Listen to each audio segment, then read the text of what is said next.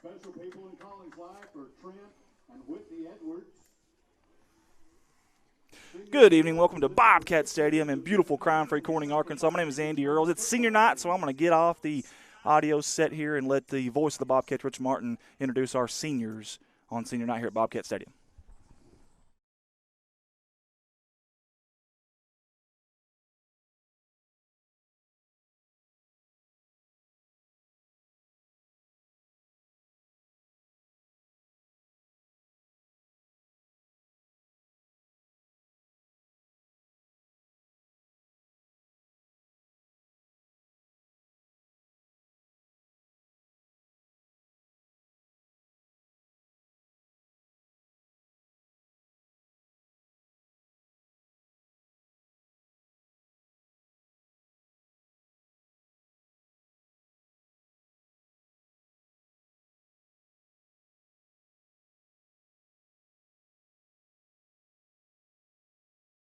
Jennifer Young are his parents and special people in his life.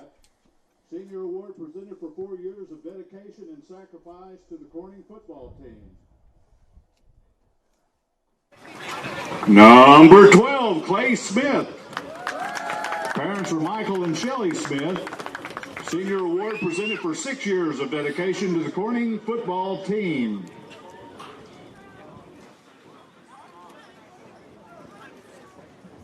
Number 8, Dylan Lane. His dad, Sherman Lane. The senior award presented for 6 years of dedication and sacrifice to the Corning football team. Number 64, Jared Seelig. Parents, John and Marcy Seelig. The award presented for 6 years of dedication and sacrifice to the Corning football team.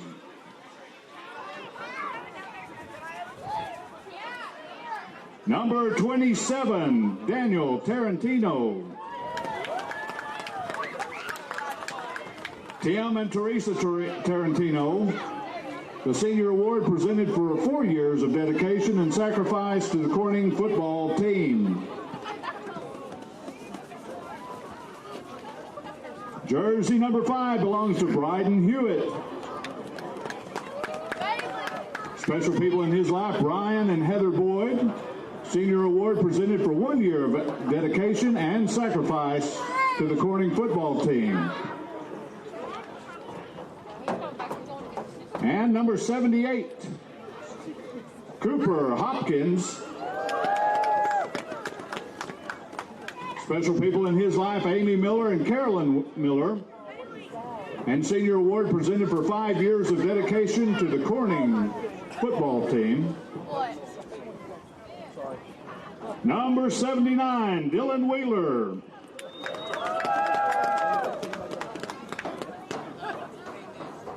Special people in his life, Brandy Calhoun, Danny Calhoun, and Bobby Small.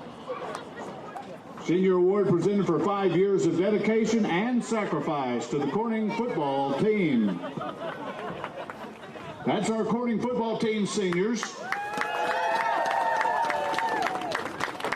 Now we'll move down to the left to our band members and color guard.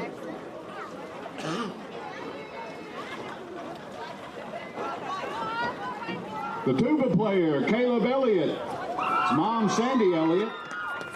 Senior award presented for 3 years of sacrifice to the Corning High School band.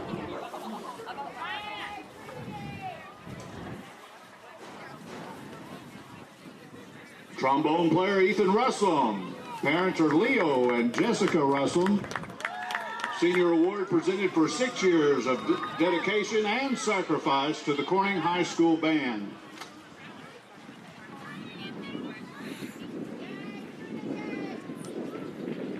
Mary Jane Turner, color guard, flute, and drum major. Parents are Michael and Michelle Turner. Senior award presented for 6 years of dedication and sacrifice to the Corning High School band.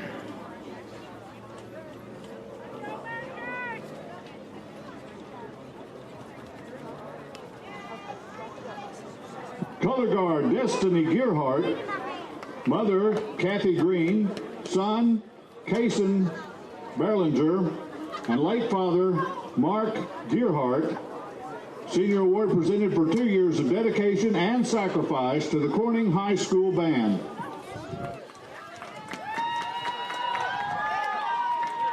And our last senior, Trinity Creemans, color guard, parents of Don Vardell and Mary Creemans, stepmother Brandy Vardell. Senior award presented for 2 years of dedication and sacrifice to the Corning High School Band. Ladies and gentlemen, this is your 2019 senior class, football, band, and color guard. Let's give them a big hand.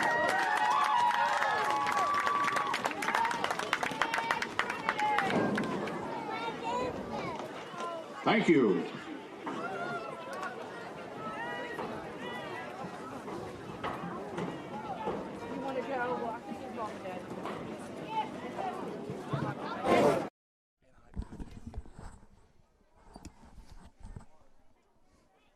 And we're back up here in the booth live at Bobcat Stadium in beautiful crime-free Corning, Arkansas, God's country, as I like to call it.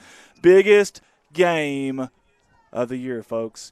And we'll dive right into that. Again, I'm your your play-by-play and your host tonight, your commentator, Andy Earls. To my right side, I think it's the right side of your screen, maybe the left side of your screen. I really don't know. I don't even know my right from left. I'm in there, so. Yeah, that was a left loser. That would be you. So he's on my left. I'm kidding. I love him. Ricky Betts, he's our color commentator tonight. We appreciate him. All the CSR staff, too. We'll get to them in a minute. But first, we've got to pay our bills. None of this is possible without sponsors, so we've got to pay our bills. We'll be right back after this word from our sponsors.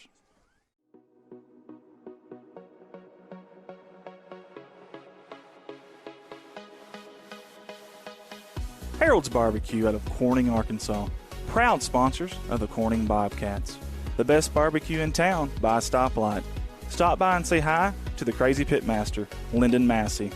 Carry out, dine in, catering. Come hungry, leave happy. Harold's Barbecue. A big thanks to Goodman Drug Company out of Corning, Arkansas. Kathy Goodman and staff would like to invite you to drop by for any of your pharmaceutical needs and or Razorback and Bobcat apparel. Drop by and see them Monday through Friday, 8:30 to 5:30, and Saturday, 9 to 1, or use the convenient drive-thru. Goodman Drug Company out of Corning, Arkansas. Red Taylor Ford, locally owned and operated by the Taylor family since 1977. Their company has been an integral part of the Corning community since their beginning, participating and or donating to basically every major community project to come before them. They have a top-notch service department with master certified technicians. Contact them for all of your automotive needs at 870-857-3516 or at www.redtaylorford.com. This is Mike Vincent, Certified Public Accountant. I've been a Bobcat fan for as long as I can remember, having worn the black and gold as a student years ago. Join me in supporting our students as they proudly represent our school and community. And come see me on 2nd Street in downtown Corning for all your tax and accounting needs. Go Bobcats. CSR would like to thank Parkview Restaurant of Corning, Arkansas for their sponsorship. Parkview offers breakfast, lunch, and supper, including daily plate lunches, and they have a deli with a variety of lunch meats and nightly specials. Amy and Danny and Jordan are big supporters of Corning Bobcat Athletics. Thank you to Parkview Restaurant. A special thanks to Richardson Family Dentistry out of Corning, Arkansas.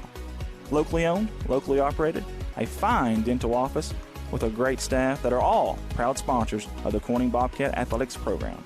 Richardson Family Dentistry. Your local Farm Bureau insurance company introducing Ag Promise, an exceptional policy that protects everything farmers rely on. Ag Promise is a competitively priced, easy to understand, and tailored to meet your specific needs. That's Farm Bureau's commitment to you, and they have a team of local agents and adjusters ready to back it up. Give them a call today to protect your agribusiness. It's not complicated, it's a promise. Ag Promise, 870-857-6788. Hey all you Bobcats, this is Ty Price of Price Farms, and I want to challenge everyone to attend at least 5 football games this year. Let's show our boys that we believe in them. Remember, once a Bobcat, always a Bobcat. A special thanks to Solace Grain Bins and S&L Irrigation on their sponsorship. Whether it's grain bins, wells, pumps, underground pipe, or any service of that nature, Solace Grain Bins and S&L Irrigation will take care of you. Rhonda and Jerry Solis would like to wish the Bobcats the best of luck on the upcoming season. First Choice Healthcare in Corning, Arkansas, proud sponsors of Corning Bobcat Athletics, celebrating 25 years of community health care. At First Choice Healthcare, we practice compassionate, affordable health care for everyone to help improve lives and build healthier communities. First Choice Healthcare, your community, your health. CSR would like to give a special thanks to B&B Well Drilling out of Peach Orchard, Arkansas, for their continued support of Corning Bobcat Athletics.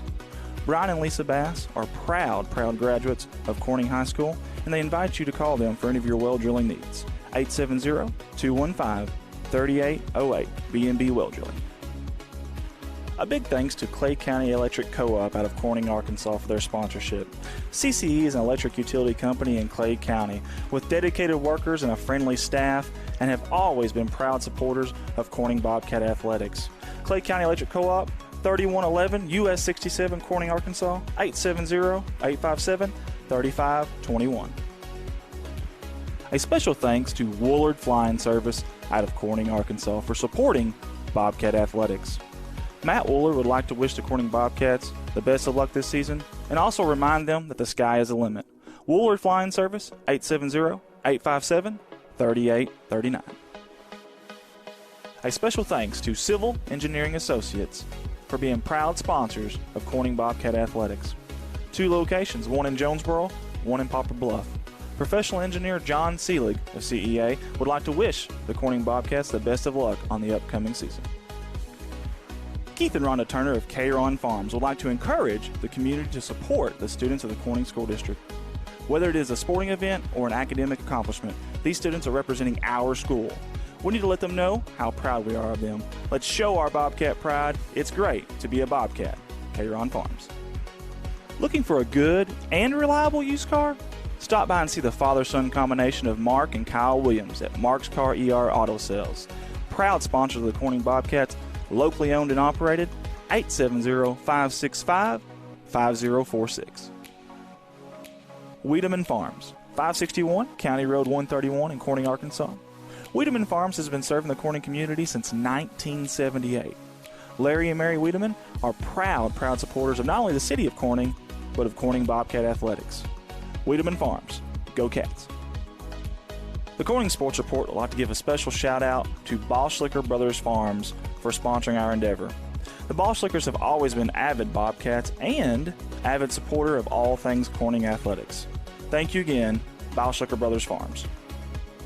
First National Bank takes the banking experience and customizes it to fit you.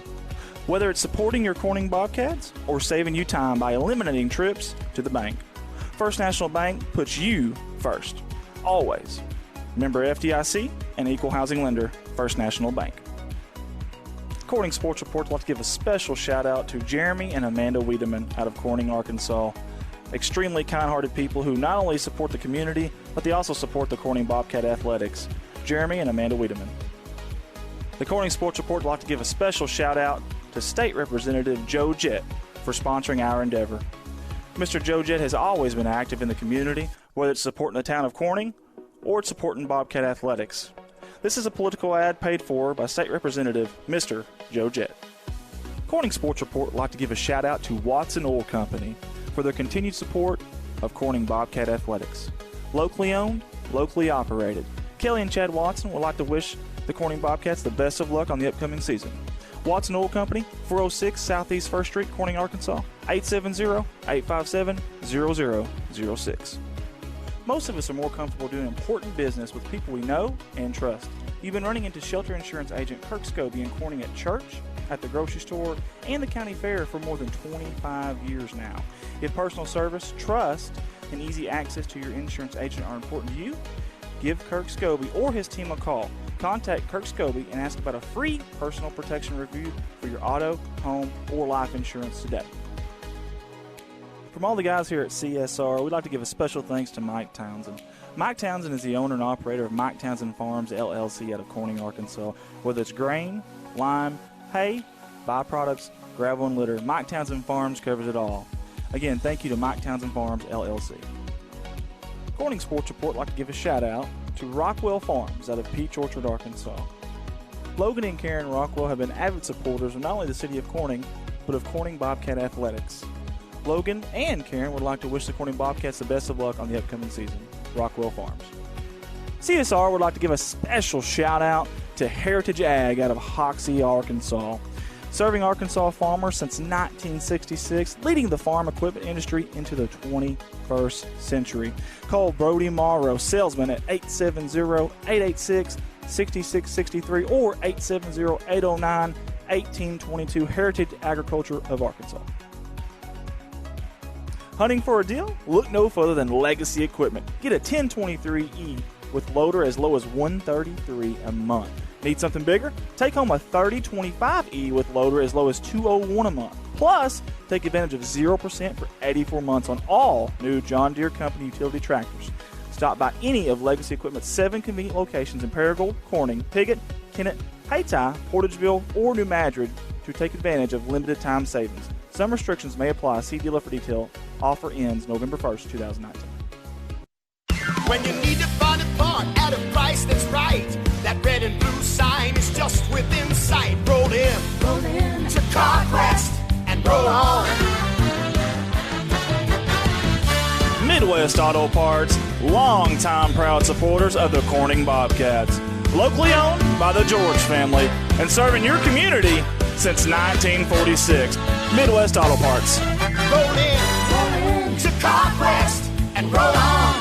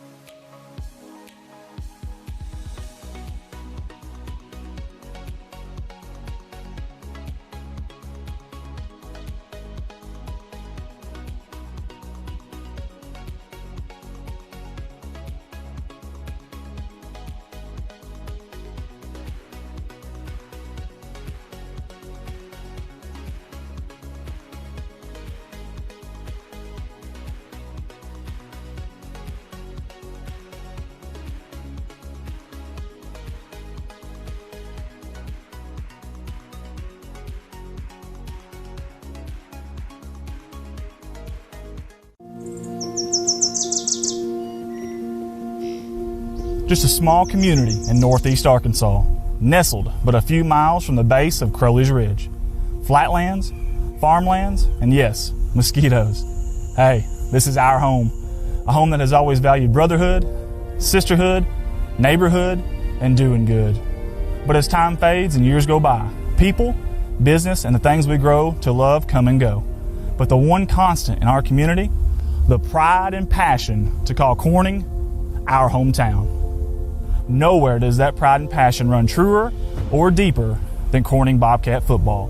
Since 1910, when the first gladiators of the Corning 11 ventured out to play this beloved sport, football has been that one consistency that brings us all together. These Friday night lights in western Clay County are about more than just a game. It's a way of life in our land. Through the Great Depression, through 2 world wars, and through the ups and downs this world can bring, Corning football has connected young and old alike. Those who are forever Bobcats are entrenched with the joys and spirit of this sport running through their blood. They talk about all that it entails, from the smells of the fresh-cut grass to the cool autumn air, the pageantry of the black and gold that can be seen in the grandstands, the heartfelt chants from the cheerleaders, that all familiar fight song from the CH Band that plays loud and proud every Friday night, and that roar from the faithful crowd. They talk about the future of what could be and the memories of what were. But today, we are focused on the now. It's a new year with new faces, a new-look Bobcat team that is hungry for the new season. It's our time, and that time is now. It's time. It's time. It's time. It's time. It's time. It's time. Let's go.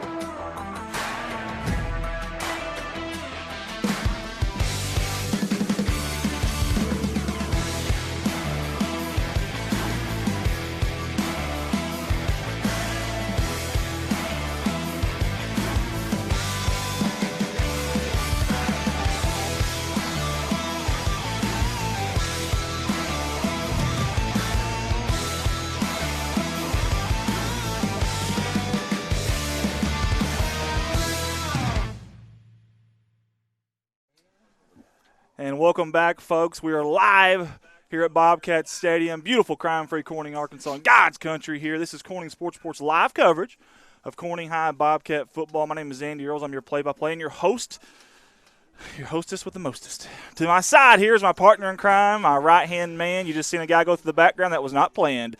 Yep. That rhymed. That happens. Yeah, I know, that was man. really good. I'm pretty good. Yeah. Pretty smooth. Silky smooth, in fact. Mostest. The mostest. Ricky Betts here. My Corning Elementary, she's like, the mostest? That's not even a – yeah. Ricky Betts here to my side, guys. We're going to bring you the Rice Bowl, the 81st edition of the Rumble in Rice Country, folks. Live tonight. It's going to be a dandy by the experts. I love doing that little experts. They're saying that it's a one-point game. Usually they give the home team a point or two, so it's a coin flip. It's a toss-up tonight, according to the experts. We're going to dive right into this game here. So we've got about 31 minutes and 11 seconds. That's right. You've got to listen to me yap for 31 minutes and 7 seconds, so just deal with it, okay? Corning comes into the game tonight. They come in 2-7 overall, 1-5 in the conference. They did lose last week to OCL. It was 36-6. Again, they were 1-point favorites tonight. They're ranked 35th. Okay, 35th out of 47 teams in all of 3A. Big number for me, 35 players on the roster right now. If you've ever played football at Corning, you understand that's a huge number. We've had the last 4 years that this school's had, that this program has had. For them to have 35 players come out this year, that's unbelievable. Awesome. Unbelievable. Very awesome. Home sweet home, not so much this year. The Bobcats are winless at home. They've got an opportunity to not change that, though. They have bucked a lot of trends this year. Maybe tonight we check off another one. Let's hope so, and bring that trophy over here to our side where it belongs, on the west side of Clay County. Again, Coach Treadway is our coach. There's 46 new coaches in all of high school football in the state of Arkansas. 46, that's a crazy number to me. One of them is Larry Treadway. He's on our sideline tonight. Treadway graduated from Newport, class of 68. I just gave away his age, and he's going to beat me up for that. And he can do it, too. He's still got a fire in him, I promise you. I had nothing to do with that. Nothing. You're supposed to be my right-hand man, my partner in crime. The whole point of that is you're supposed to have my back, man. All right, fine. Colton did it. Oh, good Lord. That's weak. Sorry, man. Treadway's in his 45th season of coaching, folks. Think about that. He took on this program here, okay? He left Walnut Ridge. They were 9-3 last year, by the way. Went to the playoffs. Had a really good team coming back. And he chose to come up here, I should say, to Northeast Arkansas, to a program that had lost 42 straight games. Obviously, he's not a spring chicken anymore either. He chose to come up here and do that. If you can't play for a guy like that, and I don't want to tell you, man, you don't have a heartbeat or a pulse, and I apologize for you. The last time these two coaches, Michael Harrell on the opposite side of Piggott, Larry Treadway here on our side, the last time they faced off was last year when Coach Treadway's Walnut Ridge Bobcats beat the Piggott Mohawks, coached by Coach Harrell. That was 35-34, and it was a thriller. Came down to the final play. Unbelievable. We're hoping for more of the same tonight. Getting back a little bit on the Bobcats, we talked about their woes at home this year. However, they've been pretty good on the road. They've won 2 games on the road this year, including a conference game as well. They got notched out, so they do have 2 wins this year. This game last year at Piggott was kind of ugly. I'm going to tell you the truth. 66-6 was the final score. 3 numbers in a row. That's not good. That's a bad. Yeah, that's a bad sign. But it's a new year. That's last year. The time is now. It's time. We say it all the time. It is time tonight. Maybe we can change that around a little bit. And here's the big thing to me. Listen to this. The 7 teams that the Bobcats have lost to this year. Think about this for a second, okay? The 7 teams they've lost to this year, the Bobcats, have a combined record of 47-16. Let me say it one more time. The 7 teams we've lost to this year have a combined record of 47-16. That's a 74% winning percentage against the teams you've lost to. Listen, I know that a lot of people thought we should have won both Rector games. That's fine. I knew going into those Rector games, those guys were tough, and they're 6-3 right now. They got a chance to play tonight for a tie in the 3-2A conference for second place. Those guys are good. Okay, there's a reason they're 6-3. We haven't lost a game that we weren't supposed to win is what my point is here, okay? And tonight we're probably supposed to win this, and according to some, I think it's a coin flip. I really do. It'll be really interesting to see how they come out here tonight. Again, 47-16. That is unbelievable. It's a tough conference. It really, really, really is.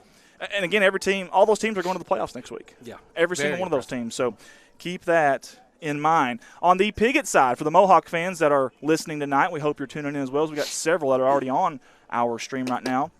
They are head coached by Michael Harrell. Harrell is the 3rd-generation Mohawk, graduated from Piggott in 1993, and then from Williams Baptist University in 2004. And I got a lot of information on him. I dug up a little bit on him, so I got a little dirt on him. In 2004, he was actually hired by Corning's coach Mark Smith. And there may not be a lot of people that know this story. In 2004, he was hired by Corning's coach Mark Smith. And when Piggott heard about it, they actually made a job for him over at Piggott, where he became an assistant coach under Dave Hendricks, who, by the way, was here at Corning, who's coaching tonight at Rector. We're wishing Dave the best tonight. Big game with him and McCrory. We'll keep an eye on that, too, for you guys as well as the night goes on. He did that in 2014. 6 years of coaching at Piggott. This is what Harrell's done, guys. 6 years of coaching at Piggott. He has quickly became the 2nd winningest coach behind their legendary Zig Williams. And Don Campbell can tell you about Zig Williams all night long, as Lionel Richie will say. He was a legend there. And he gives his credit to Coach Mark and Mike Smith as well as Coach Hendricks. He said they were major influences in his life. And this is a really cool side note. I don't know if he knows I know this. I don't know if anybody knows this. This is really interesting, and I don't know if this is going to hurt his fandom over there at Piggott or not, but I think it's kind of cool. Little side note here, doing a little digging on Mr. Coach Harrell. He wrote a paper in college about when he got his own program, how he would run it. How he would run his own program. This is in college at Williams Baptist, okay? He said he would use the old Corning Bobcat blueprint, is what he said.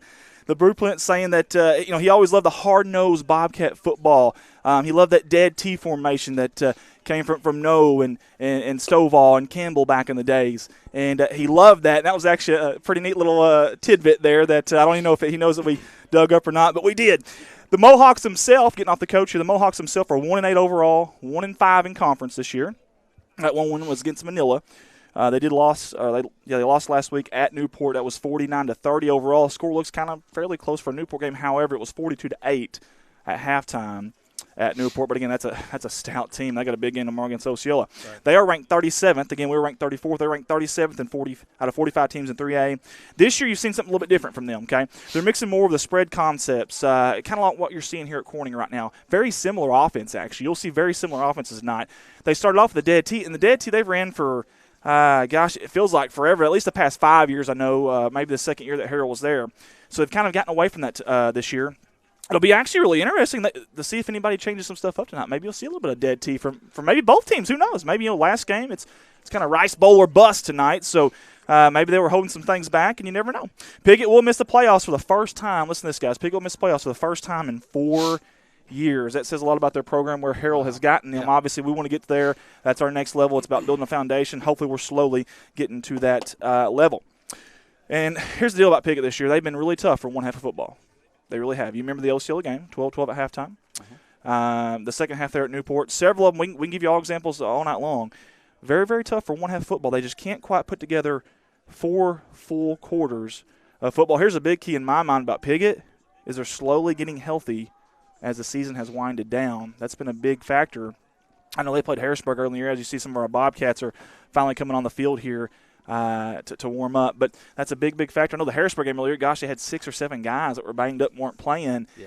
And you're going to see a totally different Piggott team. If you've watched them earlier in the year, this is a totally different team that you're going to see tonight from the Piggott Mohawks, the boys in white. And I believe are they here yet? There's their bus right there on cue. Look at that. Bus is just pulling up on cue. I hope they're bringing that trophy out here. Hope they got it shined up. That's going to look really good in our trophy case. We're hoping. We can be a little biased. It says Corning Sports Reports back there.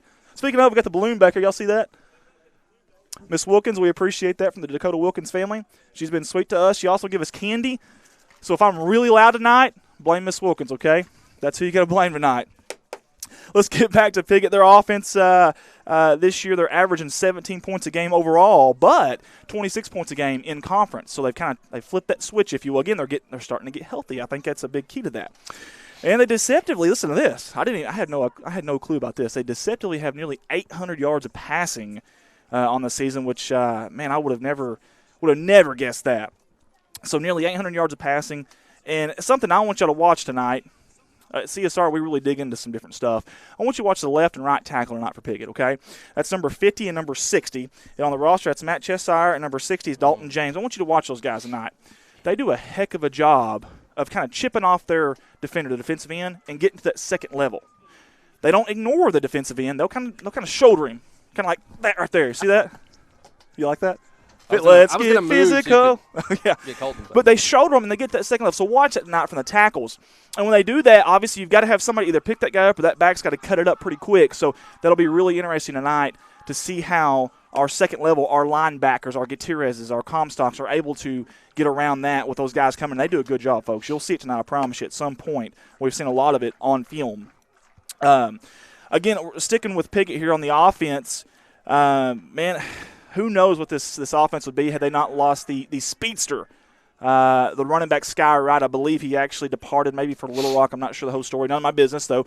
That guy was an all-league guy, and who knows where this offense would be had they not lost him. And it has been a big void left in their offense, and Coach Harold will be the first one to tell you that. You'll see a ton of quick passes tonight from their quarterback, Tanner Dixon. They don't go deep a whole lot, but you'll see a lot of quick passes. Now, weather's been kind of crazy. It's going to be a wet ball every time it touches the ground because it's nasty out here. It's sloppy. It's cold. Who knows if they'll pass a lot of it, but if they do, a lot of quick passes, a lot of comeback routes, slant patterns, whatever it may be. And every once in a while, you'll see them get out of the shotgun. They'll go under center. When they do, I've done the math. About 83% of the time, it's a run. So watch that. When they get under center, good chance, high probability, it's going to be a running play from the Piggott Mohawks. Looking at Piggott's defense, they're giving up an average of 31 points a game and 37 points a game in conference. Again, this is a tough conference, though, folks. Those numbers may be a little skewed when you're playing Newport and Osceola and Hoxie and teams like that who can put up 40 in a hurry. And I mean a hurry. We've seen it. They did give up nearly 300 yards rushing. Listen to this, 300 yards rushing and nearly 20 yards a carry last week at Newport. Again, that's Newport. You got speedsters everywhere. Theron Davis, Cox, all those guys. And something I want to bring up because, listen, we are Corning Sports Report, but we like to give a little bit of love on both sides. I know you guys remember, if you watch and you stay tuned to us a lot, you remember Clayton Crosby. He got hit at Harrisburg, I believe. Got knocked down on the ground. I think they called it a fumble. Whether it was or not, who knows? Won't go there. And ran a guy down. Unbelievable play. Well, Tanner Dixon for Piggott made a very similar play against Walnut Ridge and actually stripped the kid. I think it was Andrew Brewer right before the goal line. It was a Don Beebe-esque, Clayton Crosby-esque type play. Unbelievable hustle from that kid. We're going to get back here down to Corning a little bit. Offense for Corning Bobcats, guys. They returned 9 starters this season. They're averaging 18 points a game. Here's a cool stat that I love. We've mentioned it every time. They're 2-0 when they score on their first drive. That's kind of neat.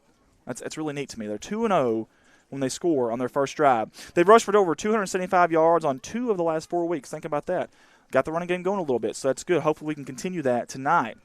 They're actually averaging 175 yards on the ground in conference, and they've rushed for at least 100 yards in 6 of the last 7 games.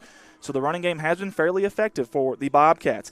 The stat that really just jumps out to me, there's a couple of them, but this one really jumps out to me. They're 21 for 77 on third down conversions in conference play. That adds up to just 27%.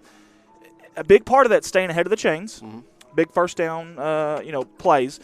Number 2, untimely penalties, the false starts, whatever it may be, illegal formations. And getting you behind the chains, we're not a team that's going to air it out deep a lot, so it's kind of the old 3 yards in a cloud of dust. We're kind of like Auburn. We're spreading you out to run the football. The runs kind of open up the pass, not the opposite, even though it's a spread offense. And here's the other stat that really jumps off the stat sheets. 17 turnovers this year. You can't play in this conference and be competitive when you turn the ball over that much against these teams that are so good, high-powered offenses. You're not going to be able to do that tonight. You're not going to be able to turn the ball over 2 or 3 times tonight and expect to win. Maybe things bounce your way. Maybe you do win, but you're not going to be expected to win when you do things like that. And, again, don't be shocked to see a new wrinkle in the offense tonight. It's the Rice Bowl. It's Rice Bowl or bust, baby. We've been mentioning that all week. Don't be surprised from either one of these teams. Maybe you see something you haven't seen all year, something that's been withheld. You never know. On the defensive portion of the Bobcats, they're giving up 34 points a game. But 4 weeks ago at Manila was the first shutout for the Bobcats since 2013. First shutout since 2013. Awesome stuff there by the defense. Speaking of awesome stuff by the defense, they're very opportunistic. They have forced 12 turnovers in 9 games, guys. 12 turnovers in 9 games. That's more than double of the turnovers they forced the entire season. Okay, so if you don't think the 2 wins are enough to see the foundation, to see the script being flipped, the narrative being changed, there's stuff like that. I promise you, that's a totally different animal from last year. The foundation is being built. It's getting turned in the right way. I promise you. Treadway and staff have done a fantastic job. But they did give up 200 yards passing last week, too.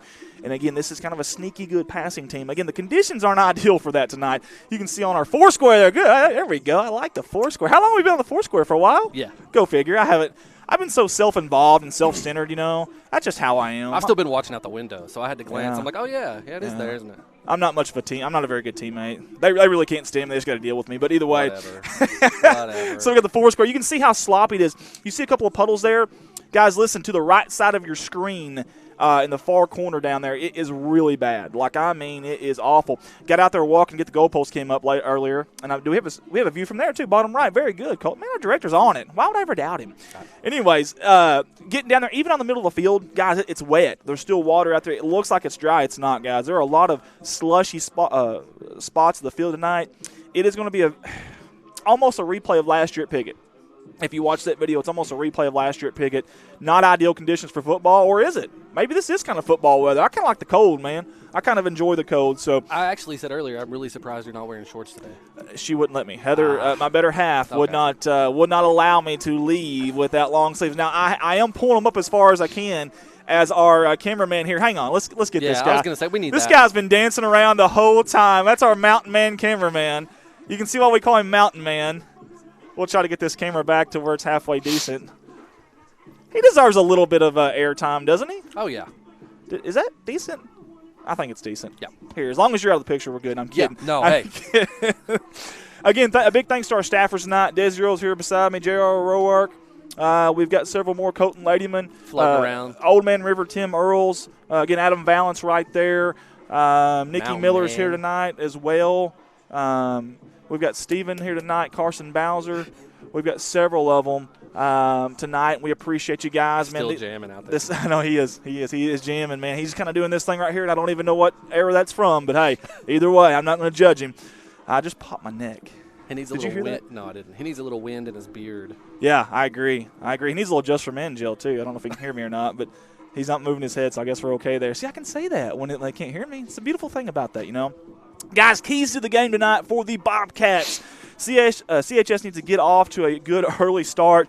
They're not the type of offense that can play from behind. I'm just going to tell you the truth. And I love these kids, but we're not there yet. We're not that type of style of offense to play from behind. So an early start is crucial for the Bobcats. So we got 15 minutes to go here before kickoff. They also need to win the turnover battle. Listen, we talk about that every week. We essentially copy that, paste it. Copy it, paste it every week because again, with this style of offense, you've got to be able to win the turnover battles each and every week. Tonight it'll be crucial against a team like Piggott as well, so keep that in mind. Eliminate the big play. Got to eliminate the big play.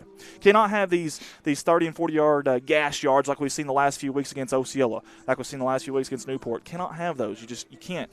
Cannot afford to have that happen tonight.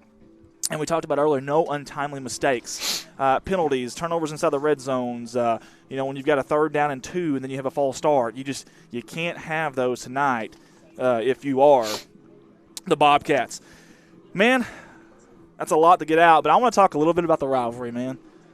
The Rice Bowl, the battle for Highway 62, the rumble in Rice Country, the Eastern District versus the Western District, whatever you want to call it, man. It's a special one. It doesn't need D1 athletes. It doesn't need state championships galore. It doesn't need year in, year out conference championship deciding games. It doesn't need that. It's as pure as a rivalry as you're going to find. The people are still coming out here. There's a good crowd over here. We've already got a decent crowd here. The people still come out. They want to see this game. It's important to them. It's been important for years and years and years. This rivalry dates back to 1926, folks. 1926. Something else, this is our interesting statistic of the week. I want to throw this out there, guys, okay? Interesting statistic of the week, guys. Again, this game has been played since 1926. This is the 81st game tonight. So out of the 80 games we played so far, this is the overall series record. 39, 38, and 3. One game separates them in 80 games. That's unbelievable to me. Again, the 81st game tonight started in 1926. Listen to this. The overall series has not been this close since 1982. It's a one-game separation. It has not been this close since 1982 when it was 22, 21, and 3 Corning. And the series hasn't been even or tied, which it could be tonight if Piggott wins. Hasn't been even or tied since 1981. So think about that. Could be history tonight for the Piggott Mohawks. Corning won 17 in a row from 1970 to 1986. Coach Campbell, if you're listening, you guys won 17 in a row. You're big part of that, and several others, but you're a big part of that. Piggott won 8 in a row from 1947 to 1954. And right now, Piggott currently owns a 3rd longest streak in the series at 7 games. If they win tonight, they will match their longest winning streak in this entire series that started back in 1926 at 8 games. Listen to this, folks. 31 times this game has had an overall score that has been decided by just 2 possessions or less. Wow. 31 times. This is crazy, too. Listen to this. This is just nuts. This is how close this rivalry is. I want you to listen to this, guys. Points per game in the Rice Bowl history. If you take what each team is scoring per game average, add them all up, divide them by 80. Both teams are averaging the same score, 18 points a game each for both teams that started in 1926. And I'm going to be smooth. I'm going to take this. I'm going to put it right there while I'm talking. Silky smooth. I told you that earlier. Thank you, sir. We appreciate you. Thank you so much. That's unbelievable, guys. Think about that now, for real. 80 years of playing this, and they're averaging the same points per game after all that time. Here's another thing. Piggott's biggest lead in the series was in 1970. They had a 11-game series lead. Guess what Corning's was? 11 games. It's unbelievable. Corning's biggest series lead was 11 games. That was in 2006. It's crazy how close this rivalry has been. And speaking of close in proximity, another thing is there's only 25 miles stretch of Highway 62 that separates us. That and Crowley's Ridge, of course, the only hills in northeast Arkansas, which I was told this week that wasn't even there until 1812. It's like God decided, hey, these guys are going to have some issues down the road. Let's just break them up. Let's have an earthquake and let's separate them, okay? You guys stay on that side, and you guys stay on that side. It's like God said, I knew what was coming, It's just so cool. I call it the biggest small-town rivalry in Arkansas. I did an article on that in the paper a couple years ago, and I truly believe it. I did a ton of research on that. I truly believe it, man. Believe the hype with this thing. No, don't believe the hype, because hype is something that isn't real. This is real. It's the real deal McCoy.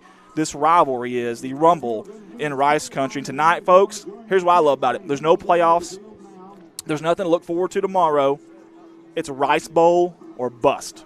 That's it. For these two teams. That's it. This is a game that I know that I personally have been looking forward to all year. We don't want to overlook any game, but this one has been one that we've been talking about since day one, and I am very excited to see how this thing turns out. Just like you said, I'm expecting some surprises tonight, and I'm really excited to see how it turns out. I'm with you as we got 10 minutes to go here before the kickoff. You know, the legendary Frank Brules of Arkansas said, and I'll try to get his voice, they always remember what you do in November. Well, it's November, brother. Yeah, last game of the season. It's senior night here for the seniors. Again, last game of the season. They always remember what you do in November. And we'll see tonight. Hopefully we'll be remember this one for years and years to come. Something really cool about this rivalry, too, is that the Kiwanis Club on both sides, the Piggott side and the Corning side, as we get a note here from Desi, I'll BRB bathroom. What does BRB mean? Burb. Be right back. Oh, gotcha. How you can't have breaks? Where's she going? She can't do that. We'll have our people get a hold of some other people. We'll get her back up here. Either way, guys, let's just do that. Kiwanis Club. Adam said it stood for bathroom break. I thought that was pretty good. That's good. Give me some here. Hang on, guys. I got to give me a look. That was clever. That's Jeopardy smart. Yeah, he's smarter than the average bear. He may look like a bear, but he's Alex Trebek smart. I love it. Okay. I absolutely. But again, the Kiwanis Club would play. They would have a little wager, a little bet. And listen, whoever won, let's say Corning won, the Piggott Kiwanis Club would have to come down and feed them that year. Well, this was around the time when Corning won 17 in a row. The Piggott Kiwanis Club said, "Yeah, I'm done. We're good." They said we're good. Sore losers. No, I'm kidding. But they said the heck with that. They're done with that. Guys, listen, we've talked a lot of Corning Piggott here. We got 8:20 to go. But listen, guys, we want to talk a little bit about us now. Share this feed for us if you can, okay? Share this feed for us. Because here's what's going to happen. Somebody's going to get seen out there that wouldn't have had an opportunity to get seen. Maybe you've got some kind of friends that are on your friends list that has another friend on their friends list that sees it that happens to be an assistant coach somewhere. You just never know. Yeah. Crazy things happens every day, and this is one great tool to get these kids, to get them out there and get them seen. So share this feed on the Facebook. Don't forget about our YouTube page. Yeah, actually, I was going to bring that up. I have both of them pulled up here, so if you see me looking away quite a bit, I'm interacting with the people in the chat. So if you see somebody chatting, it's me. We're here, and we would love to hear from you. Share it, comment, chat. Let's hang out, man. This is going to be a really, really fun game. Let's chill. Yeah. Is that a thing? Let's hang out. God, we're awful, man. They're gonna fire us. I'm telling you, we'll be lucky to make it to halftime tonight. We'll be absolutely lucky to make it to halftime tonight. Says the boss. So. But again, listen. Go on YouTube, and also we need some subscribers. Subscribers. Click that red whole milk looking button. Okay, click it, and tell you what, we won't give you a ticket, but if you click it and we get to 1,000 before basketball season, I'll ride a live bull. We got a ways to go, guys. Do that. Just click it. I mean, if for anything else, because I would really like to see it. Here's the key. You just got to tell the boss or tell the bull who's boss. You just got to down talk. You got to let him know. That's the key. That's all it takes. Throw a horse or a mechanical bull. That'll be the key. That'll be our key. Not a good strategy. So we got 6:50 to go. Listen, 3-3A. We got a little bit of a battle tonight. This ain't the only Thursday night football game in our conference. It's Walnut Ridge at Hoxie. Hoxie is a 10-point favorite night. If Walnut Ridge can win that game, that'll actually, I believe, have a three-way tie between them, Harrisburg, and Walnut Ridge, Hoxie, Harrisburg. So big game tonight. It's also a rivalry there in Lawrence County. We'll try to keep you updated with some scores on that as well. Manila at Harrisburg, I believe that's tomorrow night. Harrisburg's a 27-point favorite. Newport at Osceola, the big game of the week, probably in the entire state. Osceola's a 14-point favorite. I know they're a well-rounded team, but, man, I'm sold on Newport keeping that game closer than that. But either way, tonight there's also, in the same county, there's a big 3-2A game, and that's between McCrory and Rector. It's at Rector. McCrory's a 9-point favorite. If Rector wins, there's a three-way tie for second. Wow. In the 3-2A. Rector has been absolutely balling this year. Congrats to Coach Hendricks and that team. That'll be a good game. We'll try to keep you updated on that as well. Conference standing right now in the 3-3A. Osceola 6-0, Newport 6-0. So that game tomorrow night is for the conference championship. Hoxie's at 4-2, Harrisburg 3-3, Walnut Ridge 3-3. Again, Walnut Ridge, if they can beat Hoxie, Harrisburg take care of Manila. Three-way tie there for third place. Corning is 1-5. Piggott's also 1-5. So whoever wins this game here tonight will finish 6th in the conference. Now, listen, Corning was picked 8th preseason, so they're going to trump that. Another streak they're breaking, if you will. Another thing that they've debunked. Manila is 0-6. Unfortunately, they're down there in the cellar, but they got a new coach. You never know. As the voice of the Bobcats actually up here right now, I'm going to let him take over for just a second, okay? At this time, would everyone please rise for Corning's, or for the national anthem, followed by Corning's, or Piggott's alma mater and Corning's alma mater.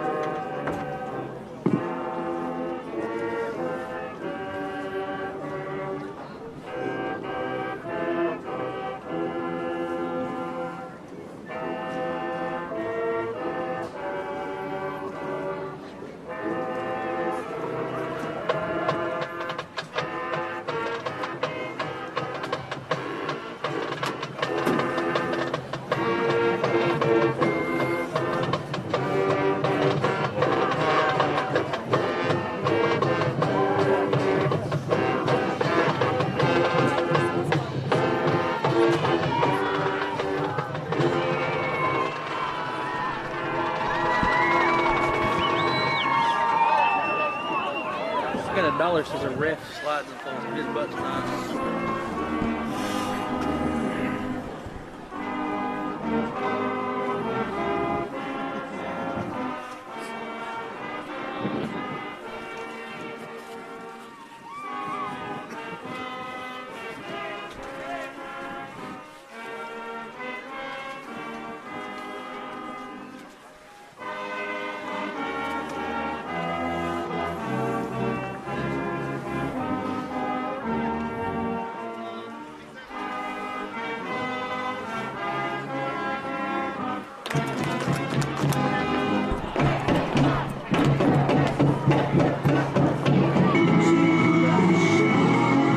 And we're back. If you can hear us, it's awful loud. The PA system's got the music blaring. The Bobcats are ready to come out of the Bobcat there, the inflatable Bobcat. Growl's going to lead them out with a flag. I love it. We got some music going. Mountain Man's dancing. Got some smoke, and we may even have some fireworks. I don't know if we got any left. We shot off a ton of them last week. I can tell you that. They sure got their money's worth on the fireworks last week, and I think we do. From what I'm understanding, we do have some fireworks left. So we're about to shoot them off.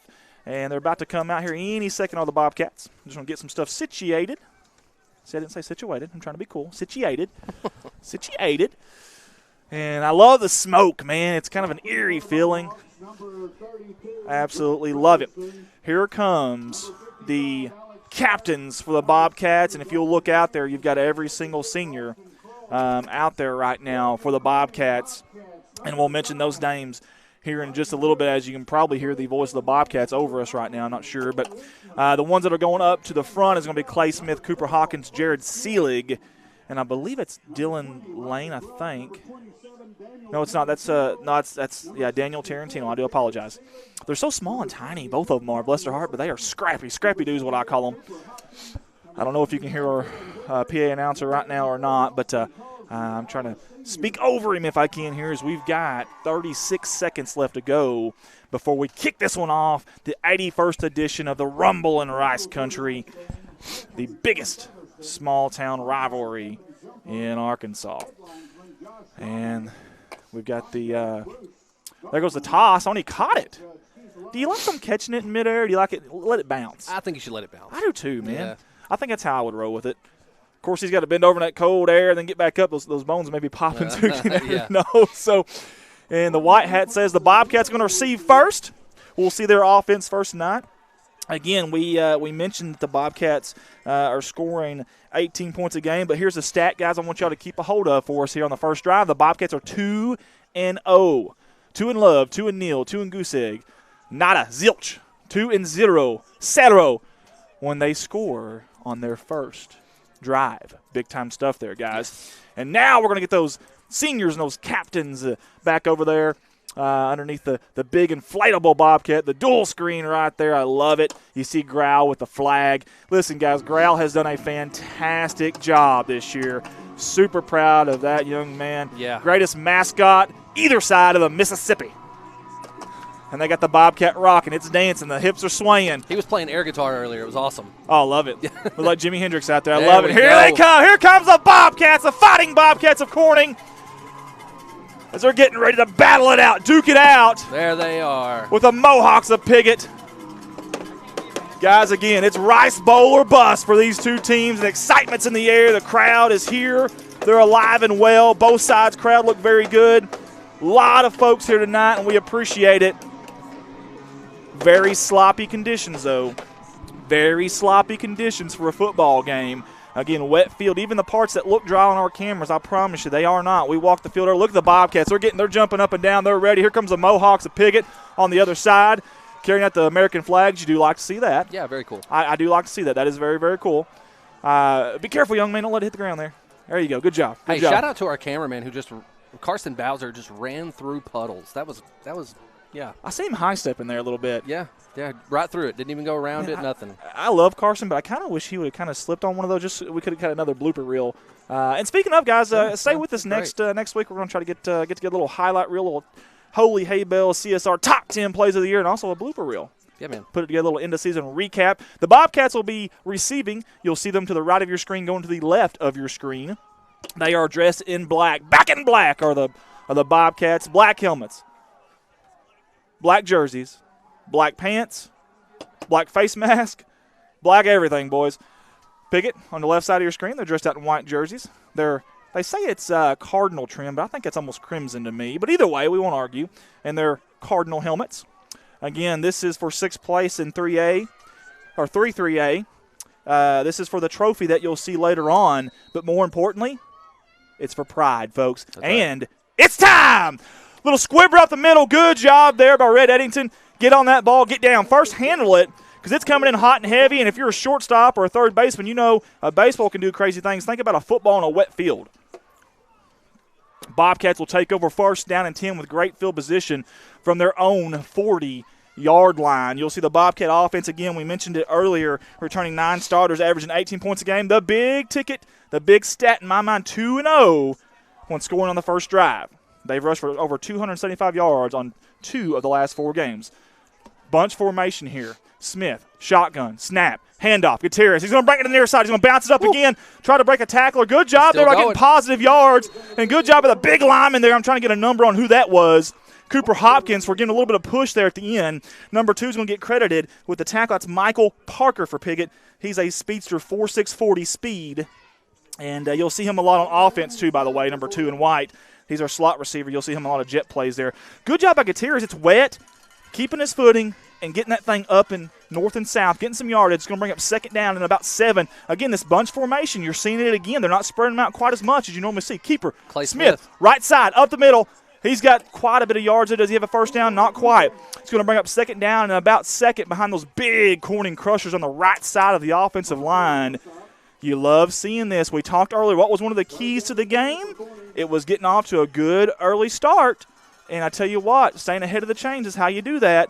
It really, really is. 3rd down and 2 here for the Bobcats.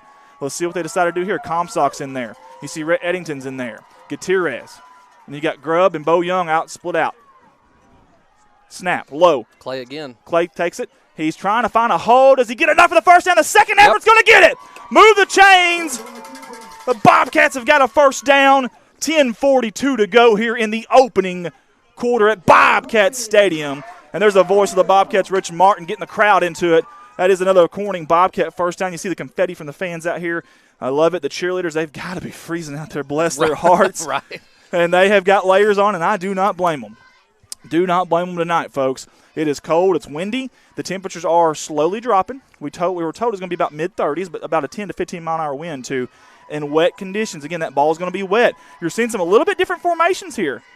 Almost a wishbone there, if you will, or a flex bone almost. Going deep. He's got Bo Young. He underthrows, and it's picked off by number 3 for Piggott, and that's Tanner Dixon. Tanner Dixon had 40 tackles last year. He just went up and high-pointed that one. The ball was just a little underthrown, and on these wet conditions, Bo Young just couldn't quite get back there to kind of play defense there, essentially. You kind of go from receiver to defender. It's hard to stop on the dime on this field right here. Again, Smith he puts him under. I mean, he gave him an opportunity to go up, but again, when it's underthrown like that, it's hard to stop on a dime like that. Yeah, Andy, and one of the keys to the game was turnovers. Yes. And that's one that he would definitely like to have back. Absolutely. Sure. I like the idea of going deep there, though. I really do. First down 10, Piggott. 10-12 to go here in the opening quarter. Dixon's going to hand off the middle. Way to go! Dylan Rich with the ball's on the ground! The Bobcats have it! Holy hay bales, that's huge! Huge play here in the opening quarter with 10:09 to go. Back-to-back turnovers. Here's you a gift. No, here's you a gift. You take it back. We don't want it. Unbelievable, Awesome. guys. We talked about the sloppy conditions, how that could be a factor. The Bobcats will have a new set of downs, new chains, first down and 10 at the Piggott 25-yard line. Just like that. Wow. Crazy. Dylan Richmond was a man possessed down there. He got in that backfield in a hurry. As you hear the crowd, the Bobcat crowd is into it. 13-second play clock should not be a factor. Rhett Eddington up back. Crosby, Bo Young, Grubb, out wide. Option play almost, but it's going to be a keeper. He's got blockers. He's got a little bit of room. He's got about 2, maybe 3 yards there, does Clay Smith. Your captain, your leader, your senior, number 12. He's 5'10", 200 pounds. What I like about Clay Smith, 4.0 GPA. Brilliant. Awesome. Yeah, very incredible. Brilliance. I like it. Second down and 8 for the Bobcats here. 9:44 to go and counting on this sloppy cold night. And it looks like the play clock is at about 21 seconds as they break the huddle there. You see those big Corning Crushers up there. You see a new name up there. It's Charlie King over there, number 58 on that right guard there. He did a great job last weekend, did enough to earn his keep here. Keeper up the middle. Good job at number 63 on offensive line. Smith bouncing it out. He's going to hang around here to the near side, finally be brought out of bounds by, again, number 2. Soaking and that's wet. going to be Michael Parker. Yes, sir. Absolutely soaking wet. Good job there by the Bobcat offensive lineman, Hunter Swint. Hunter Swint and Charlie King did not start the season off as starting linemen, but by golly, they have made an impression on Coach Treadway and this staff. Trevor Poe, of course, runs the offense. Maybe it was him. I'm not sure who they made an impression on, but it's worked, and they're kind of anchoring that right side of the offensive line. You see him pull to the left side there on the quarterback keeper. Dual halfbacks, Comstock, left hit, hand off to him. He almost made a guy miss there. Good job down there at the interior lineman. That's number 40 of Piggott, and I don't even have a number for number 40 on Piggott. I do apologize. He's not on my roster. I'm sorry. But either way, good job down there. And maybe that was number 60. If it was, that's Dalton James. He's got a 300-pound bench press. That kid power cleans 280. My goodness. And Coach Harrell said he's meaner than a junkyard dog. Well, he held on there. 8:38 to go here in the opening quarter.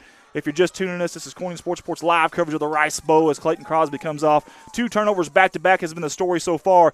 High snap, good job, Smith. He's got a lot of trouble back here. He's bouncing around. He's going to try to take it outside. He's not going to make it, folks. And I think that's number 55, Alex Tharp, I believe, on the stop. He was back there, and he kind of gobbled him up. Essentially, it was good job there by the Piggott Mohawks up front down there in the trenches, the defensive tackles, your defensive ends, pushing that play east and west instead of north and south. And number 55, Alex Tharp, who, by the way, deadlifts 650 pounds, 300 bench press. Coach Harold said he's kind of a freak. In a good way. Just a little bit. In a good way. He means it in a good way. Here we go, folks. This is going to be third down. We talked about staying ahead of the chains for the Bobcats being important. It's third down and 11 here with 7:50 to go, 15-second play clock. Bunch formation, Comstock up back, Gutierrez, halfback, handoff to Gutierrez, near side. He's going to bounce to the outside. He's going to try to get back here. Is that a horse collar? Are they going to call the horse collar? They are not going to call the horse collar. Either way, good tackle there by the Piggott Mohawk defender. I think he got about a yard, Gutierrez did. And if you can see that sloppy, dark little spot there, it is tough to run. It's tough treading down there. It really, really is. Yeah, right above the scoreboard is not a place I'd want to be right now. No, absolutely, absolutely not. Absolutely not. Fourth down and 10 for the Bobcats in black. 7:17 to go. What do you do here, Ricky? And this is – listen, I was going to say this a minute ago. I think that I really hope everyone was listening when we said how entertaining this game was going to be. The first quarter, I mean – what more can you ask for? It's the Rice Bowl. It is. It's the Rice Bowl, the biggest small-town rivalry in Arkansas, and you got a big play right here. I think he takes a shot. We'll see. It looks like they are going. Is. Bo Young, he's got him this time. Wide open. Does Bo Young bring it in? Touchdown! C-H-S! Put 6 on the board for the Bobcats according to the black and gold stripe with 6:50 to go. Boom goes the dynamite on the fireworks and on the field. 6-0. The boys in black. Man, he had him wide over there. Wow. Boo Baby. Touchdown Boo Baby. We had a fan that wanted to say that all year. We finally got it, baby. Touchdown Boo Baby. Thanks to the Dakota Wilkins semi for the fireworks. We'll see what we do here on the 2-point conversion. You have to think if it's going to be a close game, this will be very, very important tonight. Quarterback keeper up the left side of that big offensive line. He's in there. Tack on 2 more for C-Town. 8-0 early on.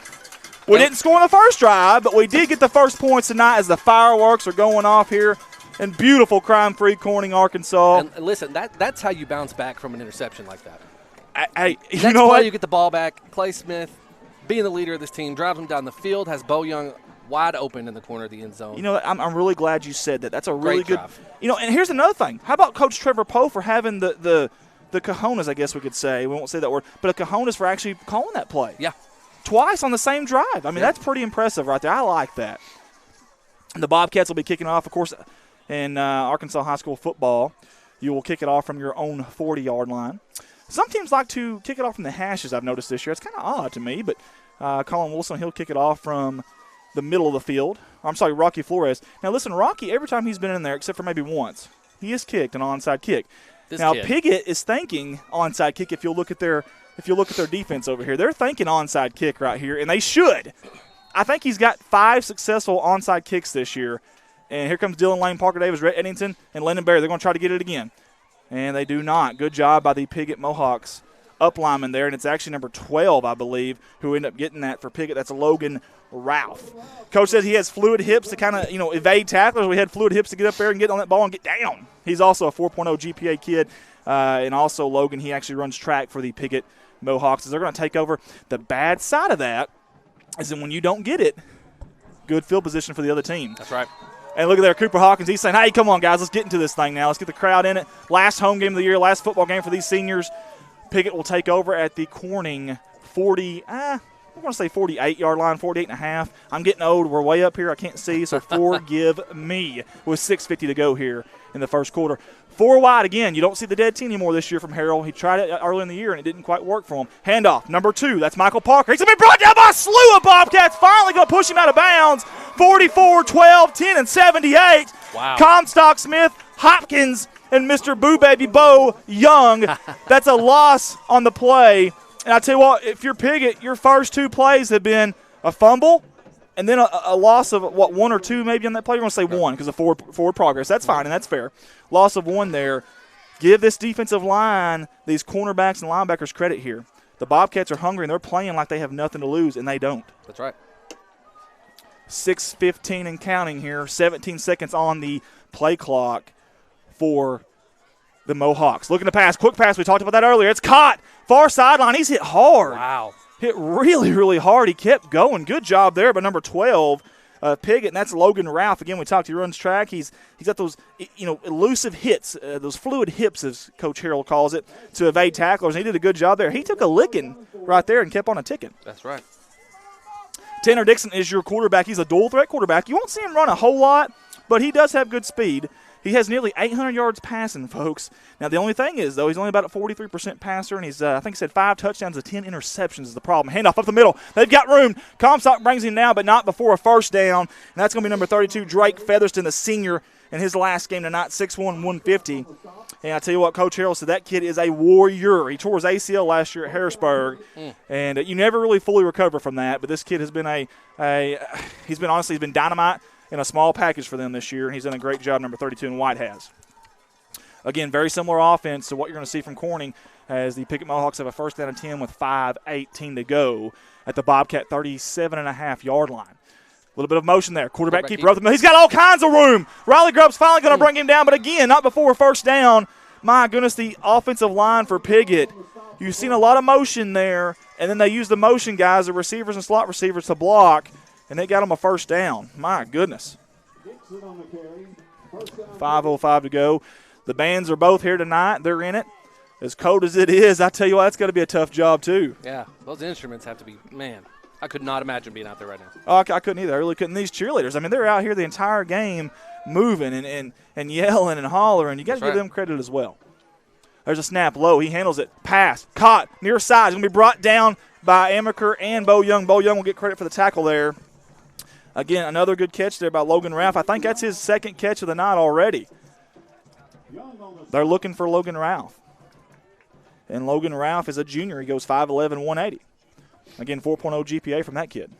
Again, we talked about earlier about this Piggott offense, watching them on tape. You don't see a lot of shots downfield every once in a while, but a lot of it's going to be comeback routes. Quick slants, quick screen passes, bubble screens, whatever it may be. And they're going to spread you out 4 wide every single time just about.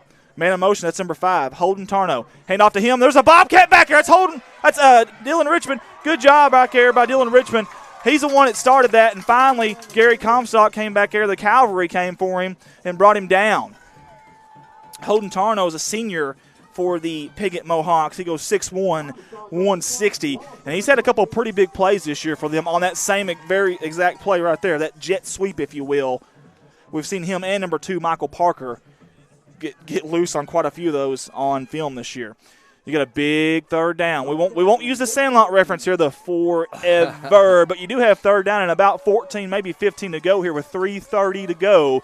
10 seconds on the play clock now. They got to look up and see that. 7 seconds. We'll see if Tanner Dixon notices it. Man in motion. They're going to fake it. Pass, screen pass, nothing there. Probably a smart play there by your quarterback. Don't try to force it and get it picked off or whatever it may be, or take a sack. Just throw it down. He's a junior, but he's a very smart quarterback. The incomplete pass will stop the clock at 3:21 as the Mohawks will go back to the huddle here. 4th down and long, and I'm thinking if you're the Bobcats, you pin your ears back on that defensive front there. Maybe you keep your linebackers at bay, and your safety, but I say I'd pin my ears back if I'm that defensive front right now, and I'm heading for the ball. Of course, Piggott try to use their aggressiveness against them there with a screen pass. What they do this time, they're going deep. They're going to flag route. Amaker's going to try to get there. Did he get a handout? No, he did not. It's caught. Just barely caught by number 12, Logan Ralph. And it went down at the far side on the near sideline where all the water essentially has drained to. Wow, and I'm going to tell you what, Amaker just missed that football by inches. Yeah. By inches, folks. The outside receiver ran a post. The inside ran a flag route there, and it's almost like a pick play, if you will. They almost pick each other there, and almost kind of a screen on the defenders as Jake Gutierrez is over here to the near sideline. I hope he's okay. He's walking over here on the bench here. He's just going for some water. Well, thank goodness there. First down and goal for Piggott. We'll see if they can punch it in here with 3:05. 9 seconds on the play clock now. They got to hurry up and get this thing off. Man in motion. They're going to hand it off to him. That was really slow. Good job. They're going to call a face mask. Yep. Good job by Cooper Hopkins. He made the tackle from the ground. That was Michael Parker that came in motion, and play took so long to develop. You've got to time that play, that cadence, and the run from the man in motion. It just was not timed very well. I assume this is going to be a face mask, but they're taking an awful long time. That's what it looked like from here, but let's see. What are they discussing? Where the ball would be placed? It's half the distance to the goal, is it not, JR? We got an official up here on our staff. There it is. Personal foul, face mask against Corning, so that'll get them a first down again, and I believe it'll be half the distance to the goal, which they're going to place it at about the 8-yard line here on the near hash. 2:57 to go here. Gotcha, okay. JR is giving us a little bit of tidbits there. First down and goal for Piggott again. Quarterback keeper. No, they hand off to Featherston. Oh, he's going to be hit hard immediately. Good job down there. Red Eddington, Gary Comstock, and I can't tell who else was down there. Number 72, Colin Wilson. Man, they just about upended him there. Almost like a little bit of a helicopter there, if you will. Guys, I promise you, the social media guys, we will get to you. There's a ton of you on tonight. My goodness, I promise you, we'll get to you here in just a second. 2:27 and counting. It's going to be second down and goal here. There's our goalpost cam. I love it. I love it. We'll see what Piggott decides to do. Under center, quarterback sneak. Does he get in? No signal yet. They're going to mark him down, I believe, short of the goal line, and that was Tanner Dixon. Again, your quarterback. No, they're going to say touchdown. My goodness, that was pretty late, but again, they couldn't probably see him at the bottom of the pile. Tack 6 on the board for Piggott. They did a great job of answering. You know, you had adversity early, and then you answered. So if you're a Mohawk fan, you got to love that. They scored with 2:08 to go here in the opening quarter. We'll see if they go for 2 here. I assume they will. You haven't seen very many field goals in all of 3-3-A this year, to be honest with you. Harrisburg, obviously, you've seen some, and a little bit of Osceola, but aside from that, you just don't see a whole lot of them in this conference. And they are going to go for 2. Again, Tanner Dixon. Shotgun formation. He's got Drake Featherston, the senior, to his left hip. He's going to quarterback keep. He actually faked it, and I tell you what, it fooled everybody, including us. That's right. Good job by Tanner Dixon. Keeper to the far side. He's going to score a successful 2-point conversion. Folks, we got an 8-8 deadlock here at Bobcat Stadium. Man, listen to this. We have 216 people watching live on Facebook right now and several more on YouTube from Japan. Oh, wow. Let's see who else we've got over here. Erie, Pennsylvania. Big shout out to everybody. Again, Erie, Pennsylvania. Yeah. It's kind of an eerie night. We had the smoke earlier, the lights, you know. It's been kind of an eerie night, too, so I kind of like that. Yeah. Erie, Pennsylvania, that's a long way away. And listen, we really appreciate it. Like Andy said earlier, guys, if you don't mind, share this thing. You never know who's going to see these kids, and this is a game to watch. It absolutely is. It's been a dandy so far. Guys, the Facebook guys, I promise I'll get to you. That's my job. He does a little bit of YouTube. I'm going to do a little bit of Facebook. I will get to you. But first, the Mohawks are going to kick off. That'll be number 42. That's Trent Stevens. He was their Farm Bureau Player of the Week, by the way, last week. The junior 5'8", 175, number 42 in white. Kickoff there. Pretty good end-over-end kick. It's going to be caught. And I can't tell who that is on the far side, but he made a good move, made another good move. Got north and south in a hurry. Is that Parker Davis, number 45? I believe it is. That's a sophomore, folks, and he doesn't play like a sophomore. I can tell you that. Good job, number 45. They're getting a little bit of positive yardage. Not great field position, but not bad field position. I think the referee seen a divot there in the ground. He was wanting someone to kind of fix, but no one's going to go fix it, so he just walked away. First down and 10 for the Bobcats. 2:02 to go here. Bobcats will take over at their own 36.5 probably yard line. Again, crazy bad conditions. Not ideal conditions for football tonight. Very sloppy, very cold, windy, tough. But that's football. Keeper, near side. Cut it up, young man, if you can. He's going to try to get the boundary. He cannot do it. He did make a guy miss there. Good job. He's still fighting for yards. Good job by number 12 in black. Man, I thought he had a loss about 2 or 3 there when he kept coming, but he ended up making that a gain of about 4. I tell you what, I'll shut up, Mr. Clay Smith. You just keep on doing what you're doing, young man. Wow. He's deceptively fast. I'm going to tell you something about Clay Smith. When he gets hit, when he gets that initial contact, watch his lower half. Those wheels never stop turning. Man, his yards after contact is crazy. He rarely falls backwards. You love that. He's got those big old thighs, man. Those big old thunder thighs, those muscular thick thighs, I guess we'd call them. And he puts them to good use, I promise you. And typically he'll get you north and south pretty quick, but he kind of waited around there a little bit longer trying to find a hole. Either way, quick pass. Gutierrez out of the flats. He catches. He's got blockers. Good job for the far side. They're going to say he stepped out. Boy, I'll tell you what, we had about another 3 or 4 yards there had he not stepped out. Yep. I don't even know how you can see the sideline marker over there. The paint's nearly gone. It's actually underwater. You're just taking a guess at that point if you're the sideline judge. It's going to be third down and about 4. We talked about staying ahead of the chains here. 1:47 to go in the opening quarter. You got to, I don't know, it's early, but you're almost near midfield. Is this 2-down territory? I don't know. We'll see what happens. Shotgun formation, 2 backs. Comstock, handoff. He lost the ball. It's on the ground. Who covered? Who recovered that football? They're going to say 44 in black did. Thank goodness.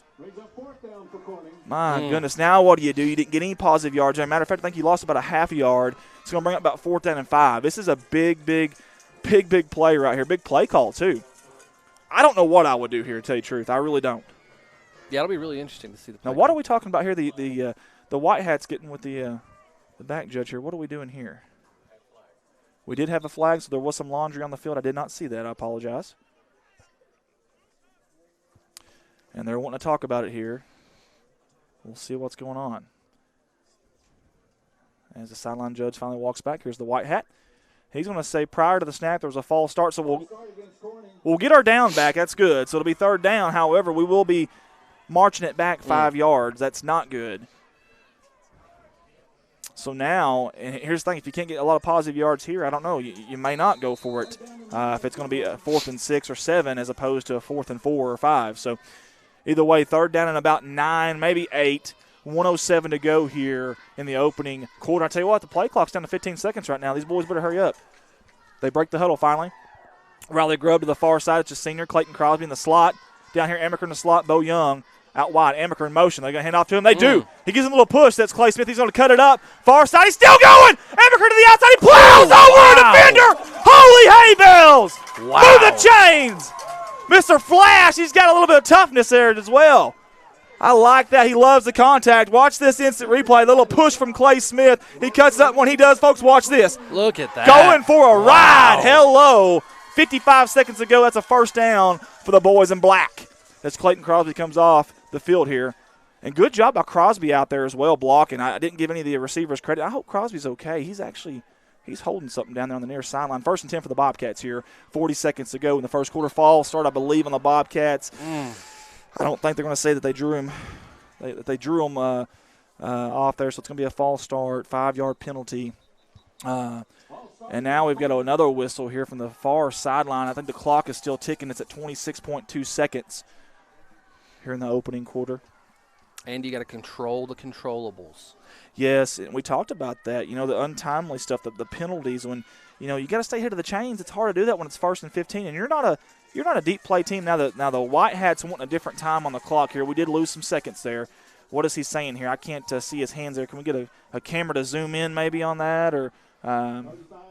35. Yeah, there you go. He said close enough. I was wanting 33, but whatever. That's close enough. We'll call it even there. 35 seconds on the clock. First down and 50. It's too cold to discuss this, guys. Right. We could have gave them our walkie-talkies. We got some pretty good walkie-talkies up here. They're kind of fun, too. Do we have a walkie-talkie name for everybody?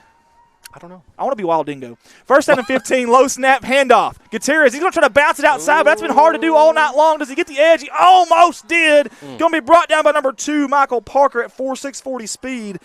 Tell you what, I know that's actually what Gutierrez runs, too, and Coach Poe's not happy with him there. He's telling him, hey, you got to cut that up, son. Gutierrez is wanting that big play, you can tell. He keeps trying to bounce it out there. It's probably going to be the last play of the first quarter, folks. And it is 5 seconds. And after one quarter of play here in God's country, it's 8-8 in the biggest small-town rivalry in Arkansas. While we got a moment, an opportunity, we want to mention White Barn Creations out of Corning, Arkansas. Owner Christy D. would love to have you drop by and check out their plethora. That's a big word for me, folks. Plethora of different items such as homemade bath bombs, candles, shampoo for dogs, laundry detergent, all-purpose cleaner lingerie, okay, farmhouse decor, baby gifts, and beautiful custom paintings on canvas and wood. Of probably us. They probably got one of us in there. My big 5 heads on there somewhere. If it is, hey, buy it. I want it, okay? And much, much more. There's even a flea market on the other side of her building that Christy rents out. You just never know what you're going to find in a flea market, folks. You never know. Listen, White Barn Creations, shop local, Corning, Arkansas, 1203 West Main Street, Corning, Arkansas. Or check him out on Facebook. My dad, I call him Old Man River. If he can have Facebook, by gollies, you can too. I promise you. He's over clapping to try to get his phone to turn on. He doesn't know what he's doing. Okay, so you can too. White Barn Creations, Corning, Arkansas. Shop local, again, 1203 West Main Street. Man, this is fun, man. This is an exciting game already. It really is. And again, we got a lot of people on right now, social media. I promise I'll get to you. I'm not ignoring you. Normally I'm talking with you guys and we're interacting, and I will get to you. I promise. Y'all just bear with me here, okay? And I lost my pen. Where did my pen go, man? I saw a few floating around. I don't know. I get excited and I throw things. It's crazy. Second down and long here for the Bobcats. Shotgun formation, 4 wide. Halfback, near side. He's going to stay in block. Smith going deep. He's got Amaker. He underthrows just a little bit. Amaker holds it in. First down, wow. Bobcats. Big play right there by the Bobcats. A touchdown save and tackle by number 32. Here's the instant Drake replay. Featherston. Watch this, folks. Clay Smith flipping the ball there. Put some air under it. And good job there by Amaker. Wow. He got away from him there. And it's hard to catch him with that mud and that sloppy conditions. We just got an update for one of our staffers, J.R. Roark. McCrory 6, Rector 0 in the second quarter. Again, that's essentially for second place in 3-2A. 11:40 and ticking, 20 seconds on the play clock. First down 10 for the Bobcats at the Piggott 28-27-yard line. Wow. Keeper, left side. Good job blocking right there. Good job, Clay Smith. Fantastic job by Colin Wilson. And I believe that was Gary Comstock on the other side as well, and also Dakota Wilkins. Great job. They're going to move the chains. As you see the Silver Fox down there, Ronnie Jones and Gage Arnold and Mr. Carter. And I can't remember who else actually helps them out there, but good job on the chain gang, guys. We appreciate y'all. First down, Bobcats, 11:17 to go. Let's see if the Bobcats can punch it in here. Now, they've had issues. When they get down here before, they've turned it over, had, penalties. Gutierrez at the middle. Almost. Number 12 there. That's Logan Ralph. For Piggott, he's been your player of the game so far. Shoestring tackle. And I don't know how he made that tackle, did the Piggott defender, Logan Ralph. And, again, it's going to be second down and about 8 for the Bobcats as Rhett Eddington comes on to the field here. And we got a camera that's in need of something. I think we've got a charger right there, Colton. No, for that. it's plugged in right there beside you. Okay, very good. He said it's plugged in right there beside you, Desi. 10:38 and counting. 15 seconds here on the play clock. Little Gutierrez. misdirection. Gutierrez, far side. He bounced it up. See, he got north and south that time. Got a little bit of positive yards. Maybe it wasn't much. Maybe it was only 2 or 3 yards. But, again, positive yards instead of bouncing it outside and losing yards possibly. Yeah, makes all the difference. Yes, it does. Third down and about 6 yards to go. As head coach Mark King of the Magnolia Panthers. Mark King will be seeing you tomorrow night in a little slice of the good life. Hope, Arkansas. As Hope and Magnolia battle out. Magnolia's trying to make the playoffs there in the 5A, the crazy 5A South. We'll talk about that tomorrow on Redline Media Alliance. Third down and a long 6. Keeper, near side. Smith's got nowhere to go.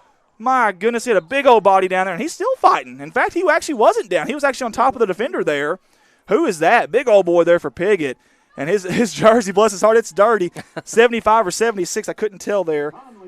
If it's 75, it's Kyson Conley. He's their strongest player. He bench presses 330, 2-year starter, 510-pound squat. And according to Michael Harrell, he says he could develop into a college prospect, folks. He is no laughing matter. Listen, another reason to share this stream. You'd never know, yes, man. Please. Know. Big fourth down here for the Bobcats. The Bobcat faithful get into it. Hard count. They don't draw them off sides. They're looking at Trevor Poley. Going to take a timeout. They are. While they take a timeout, we're going to mention Pug Life Chronicles out of New York City, New York. These guys travel the globe, covering a wide range of sports such as boxing, football, baseball, charity events, and many, many more events. George Zayas is the owner, and he does a fantastic job. Sharpest dressed man either side of the Mississippi is Mr. George Zayas. And, again, it's Pug Life Chronicles. They're a live streaming company. They do everything, guys. He's a police officer for the New York Police Department. Got a really interesting 9/11 story that we'll try to document later on one day on one of our pages. But awesome stuff. Well, we got a quick second here. Guys, I'm going to finally get to you. Here. Finally. Listen, there's a lot of them. There's 257 people. Holy hay bales. Mike Townsend, Doug Reed, Corey Godwin, game time at 7. Actually, it's already going, Corey. Yeah. I'm sure that was like an hour ago. Sorry, man. Steve Knox says, indeed. Myrna Stacy's watching. Mary Ryan's watching. Darlene Cochran. Colton Lettyman says, yes, Colton, you're supposed to be working, brother. Doug Reed, it's time to get it on. Go Bobcats, number 35 and number 1. Here we go, folks. Big time fourth down here in God's country. Let's see what they decide to do at the timeout. Shotgun formation, bunch formation, strong formation. Keeper up to the near side. Did he get enough? It's going to be awful close. I don't know if he did, folks. We'll see where they mark it. He looks just short from here, but we'll see. There's our rover cam down there, and boy, it is. I don't think he got it, folks. I really don't. 9:13 to go here. We'll at least get a chain measurement, maybe. Can we? Yes, they're going to get a chain measurement. Good job down there by our rover cameraman. We'll keep him down there for a second. Maybe we can see that as the chains come out there. And, again, thank you guys for tuning in. Jim Mason says Jim and Jen Mason are watching. Sandra Williams says go Bobcats. Jamie Levin says go Bobcats. Jim Creemans is watching. Diane Tilley, we are watching. Pat Self is watching. Chris Kepner, Kathy Goodman, Abigail Cooper. Here we go. Let's see. Is it? Well, not quite, folks. Yeah. We needed some home cooking on the chain gang over there, and we just didn't quite get it. I'll talk to Ronnie Jones tonight, though, about that. We'll get that figured out. No, 9:13 to go. In all honesty, I give Piggott, I should say, give the Mohawks credit because that was one of those plexiglass defenses there, bend but don't break type, and they did a fantastic job of doing that, and right there where it mattered. And, again, we talked about Corning. Sometimes they'll get all the way down there and they just can't quite finish it. And there was another instance of that as Piggott will take over here with a new set of downs from their own 8-yard line. Dangerous territory. They're in shotgun formation. Man in motion. Keeper. Quarterback up the middle. It's Dixon. He's hit hard there by number 44, Comstock. Actually, I think that was 25 and 44 there. Red Eddington and Gary Comstock. And I tell you what, if he doesn't make that tackle there, Tanner Dixon may still be running right now as we speak. Good job. Again, a lot of people watching tonight. Misty Counts is watching. Greg Mock, Stacy Young, Suzanne Byford's watching. Alexandria Ladyman, Shelby Handwork, Brandon Powell, our coach of EPC. And we'll be seeing you next Friday, young man. We appreciate you. We'll be covering EPC in the playoffs on our cousin station there, our extension station, Redline Media Alliance. 2nd down and 7 with 8:38 to go. They're looking to pass. They're looking to go deep. He airs it out to Tanner Dixon. Amaker out there. He's got a hand all up in there. It's going to be caught. No, it's not. Incomplete. Good job by Amaker. Number 12, Logan Ralph. That man again, he's a good track runner, and you can see he got out there and got ahead of our fastest Bobcat. Amaker's a 4.5 40 speed. It took every bit of that to get back and get a hand on it. What I like about Amaker there, Ricky, is he got his hands up. Yeah, that's what I was about to say. He put a hand in his face. He wasn't afraid. Absolutely. Awesome. Matt Arnold is watching. Terry Russell, Ross Lunsford. Karina's watching. Leah Reed is watching. Megan McGrew. Tasha Kay. Mike Maple is watching. Angie McGrew, Jamie Gledcorn, Dennis DeProw, Daniel Plemons, Michael Hogue, Senior says go Bobcats. Bill Storm's watching. Hey guys, give us some stories, some Corning Piggott Rice Bowl stories if you guys don't mind. Give us some of those if you got some. I want to hear them, guys. We got a ton of viewers. I'm way behind.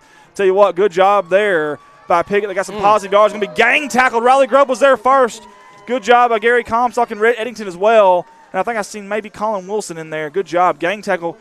They didn't get the first down, so that's good for Corning. However, 4th down and about 1. Do you think Piggott goes for it here on 4th and 1 at your own 22? I tell you what, Harold has got some kahunas if he does. You've got to be punting here. You've got to be. That looks like what's happening. And if I'm the Bobcats, listen, I'm bringing the kitchen sink right here. Absolutely. I'm bringing the kitchen 100%. sink. Let's try to block this thing. Don't run into the kicker now. We can't afford a penalty here because it will be a first down. Hey, later down that Facebook list, you'll notice Cletus Rogers giving us an update. Hoxie 22 and Walnut Ridge 0. Oh, wow. Hoxie.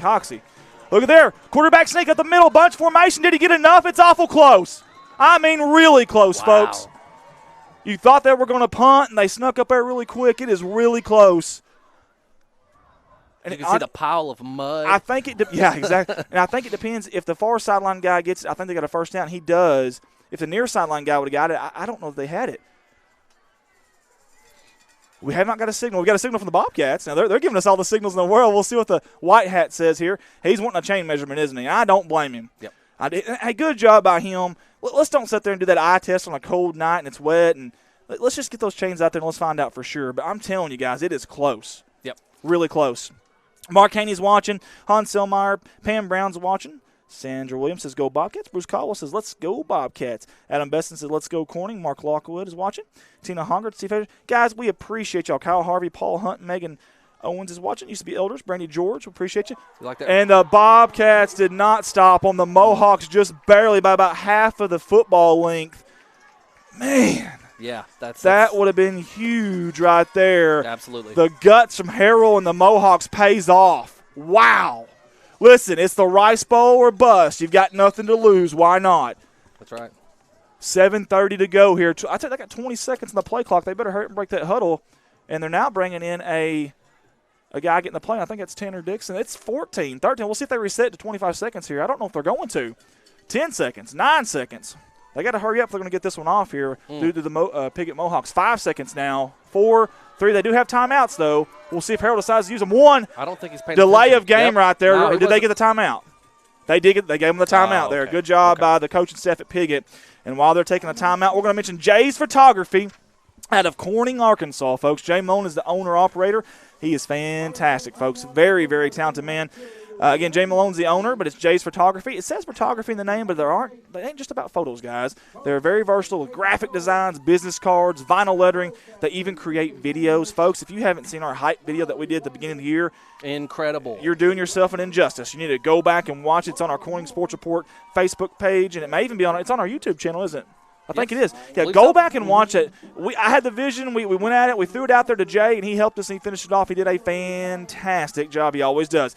You can get a hold of Jay Malone at Jay's Photography at 870-323-0929.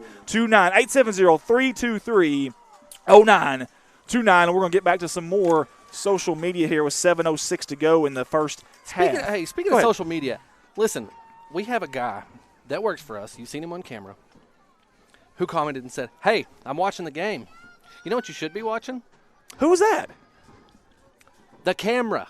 Who's that? That was Mr. Mountain Man, Adam. Mountain Man. Oh, he's in trouble. He needs to be watching that camera. Yeah, that's one strike. He just lost. He lost a Tootsie Roll. See, we pay them in Tootsie Rolls, folks. Yeah. They get 3 a week, and we just deducted 1. That's and my right. math isn't good, but my calculator said that's 2. So 2 a week now. Keeper up the middle. My goodness, he's gonna be wrapped up by number 12. Clay was trying to drag him backwards.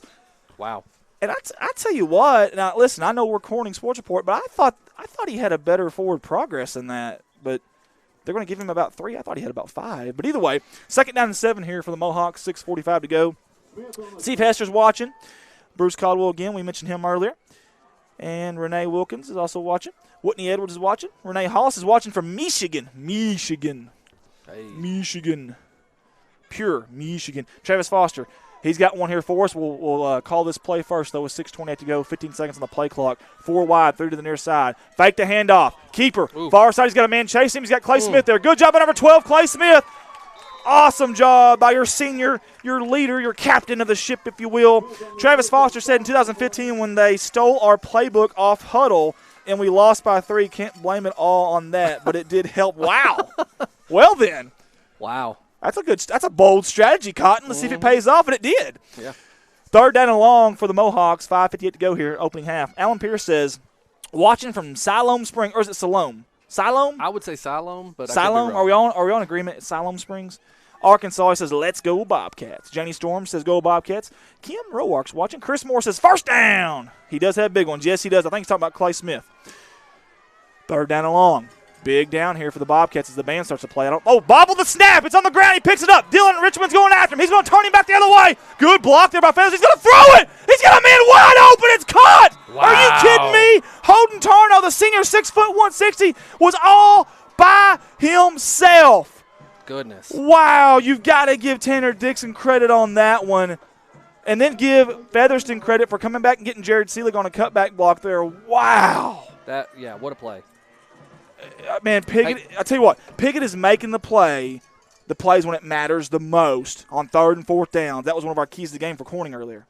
Travis says, still salty. Still salty. He's still salty. Yep. Quick update on McCrory, 14, Rector 0. It's still close, though. I don't know what quarter that's in, but still close. Second quarter. 5:14 to go here, and we got a close game, too. Deadlock up the middle. Featherston trying to get some more yards. He's chopping them feet. Following them blockers, number 60 and 72. We talked about Dalton James earlier, and number 72 is Logan White. Dalton James, he's kind of the captain of that line. And again, Coach Earl calls him meaner than a junkyard dog, 300-pound bench press, power cleans 280. And I talked about earlier, watch these left and right tackles, how they'll kind of chip. They'll put a little chip block on the defensive end, and they'll get to that second level of that linebacker, number 50 and 60. Watch those guys in white for that. They do that really, really good, and that helps Featherston, kind of opens up the lanes and gives him a little bit of head start on those linebackers. 4:40 to go. Handoff up the middle. Nowhere to go. He's going to bounce it out. Still nowhere. He's breaks and tackles left and right. He's still on his feet. A stiff arm. Finally going to be brought down by Comstock. The ball comes out at number 5, and that's going to be Bryden Hewitt, your senior. Heck of a tackle here at the end, but it didn't matter because that's a first down by number 42, Trent Stevens. And he was their player of the week last week, and you can see why. He just gained him a first down there. He's a junior, 5'8", 175, a big stiff arm on that play.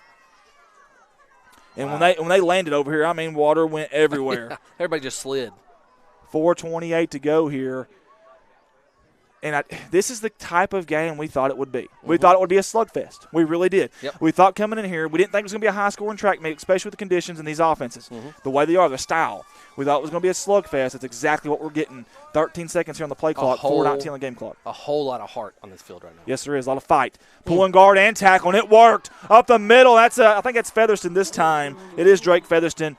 And he got another first down. I tell you what, they're figuring something out here in this run game are the Piggott Mohawks. And that's their warrior, as Coach Harold calls him, number 32, the senior in his final game as well for them. He had a torn ACL last year in the Harrisburg game, and you like to see that kid coming back as he goes off on the bench there.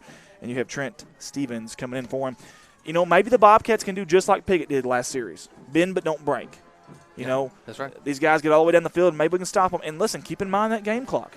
3:49 to go now. Typically not a big play offense, so keep that in mind. Man in motion, number 2, Michael Parker. They fake the handoff. Good job by Dylan Richard to the backfield. He brings him down. The senior, 6'2", 200, heck of a basketball player. But he says, hey, basketball is Monday, not tonight, baby. We got a few more days. This is the Rice Bowl, baby, the biggest small-town rivalry in Arkansas. Welcome to it, folks. Enjoy it. Speaking of welcome, Dustin Seymour on Facebook says, Alabama transplant enjoying my first Rice Bowl from Piggott. Go Nice, Mohawks. nice. Well, we appreciate you tuning in. Hey, you picked a good one. You did. Brian Underwood's watching. I think you My know man, him. yeah. Randall just says, let's go deep. Jonathan Kate. We have a ton, man. Thank you guys for tuning in. Katie Gray's watching. My beautiful and young fiance, Heather Russell's watching. We appreciate you, baby. I love you. Hand off. And look at Dakota Wilkins. He just rode him to the ground. My goodness. He looked at, what's that where they jump on the steer and they rope them? What's that called? I have no idea, but my goodness, that was fantastic. Good job there by Dakota Wilkins. And I hope their running back's okay, because that's a big old boy coming down on you. In fact, that's a 6'2", 330-pound boy coming down on you. Wilkins has a 310 bench press and power cleans 285. Folks, big third down right here. Again, it isn't the Sandlot third down in forever, but it is third down in about 12 with 2:28 to go. That game clock is becoming it's becoming very, very important here now. It really, really is. I know Piggott still has a timeout left, according to my stats here. Shotgun formation, 3 wide to the far side. They're going to throw it to the near side. Quick pass. It's caught. Again, Logan Ralph. He's going to be trying to be brought down, and he is finally by Comstock and number 25, Rhett Eddington, the near side. And I tell you what, he might have gained a yard there, maybe a yard. 4th down and 12 for Piggott. And I want to hear this Bobcat crowd get into it right here. Let's get these folks up here in the crowd. Let's get them loud and proud. The cheerleaders are going. Yeah. You see the sideline trying to get them up. This is a big play right here, right before half with 1:45. Piggott is content with this being the final drive of the half. They really are, and I don't blame them. 40-second play clock. That's a new rule this year. Keep that in mind, too. It's down to 14 right now.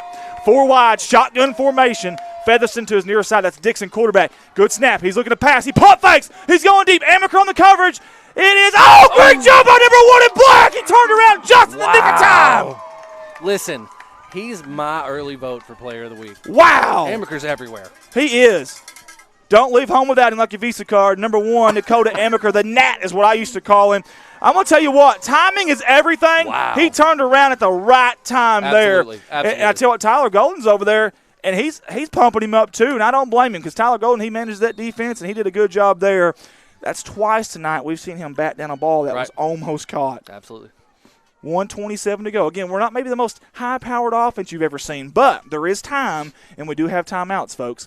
1:27 to go. 10 seconds on the play clock. They got to hurry up here now. One of our own, Jared Grady, watching from YouTube. Fantastic. 4 wide. Shotgun formation. Gutierrez to his near hip.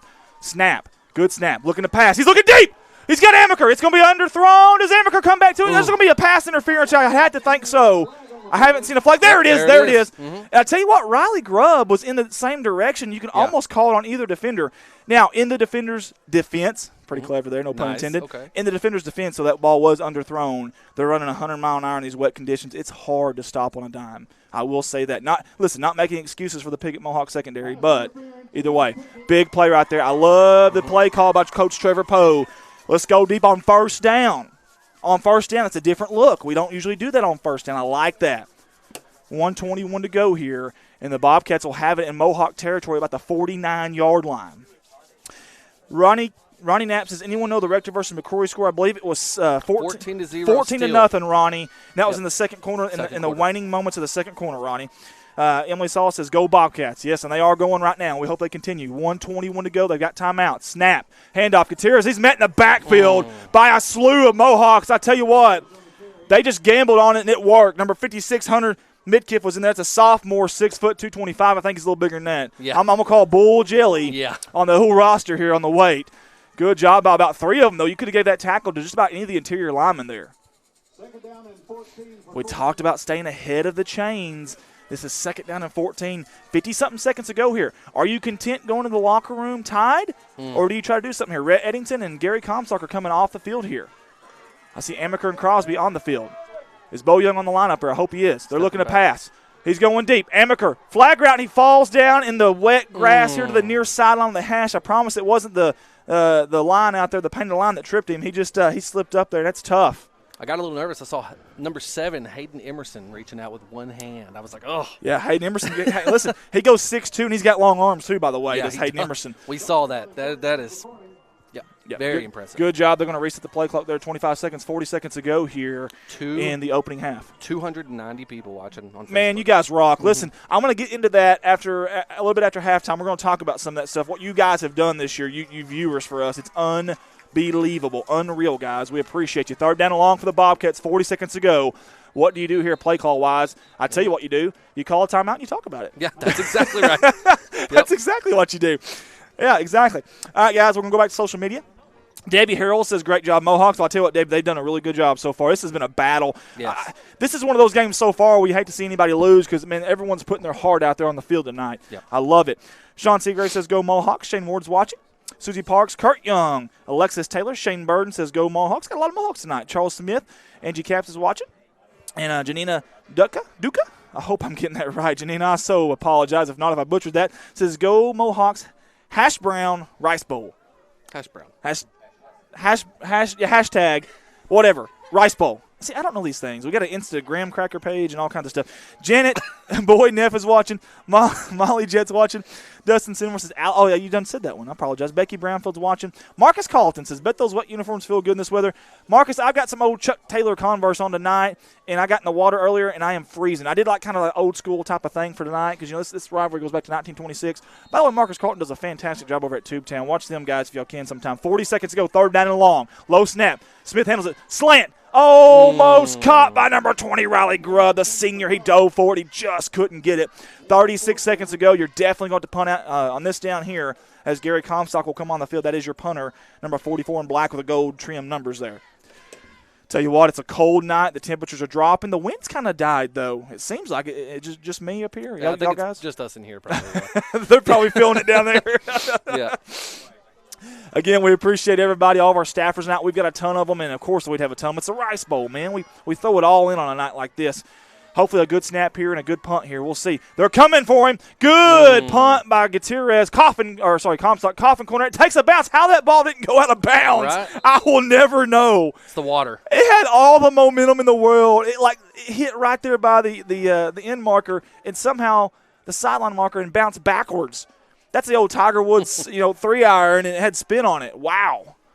Took a little bit of a Bobcat bounce. Not much of one, but a little bit. 27 seconds to go here. Keep in mind, the Mohawks do have at least one timeout that I know of, maybe two. But, again, they're not necessarily a high-powered offense. We'll see if the Bobcats keep two safeties deep here or just one. We normally just a one-safety defense, kind of a cover one, if you will. And that's usually your senior, your captain, your leader, Clay Smith. And, matter of fact, I don't even see – is Clay Smith even out there right now? I don't even see him out there. This is really different. Yeah, I don't see him either. Well, I sure hope number 12 in black is okay right now.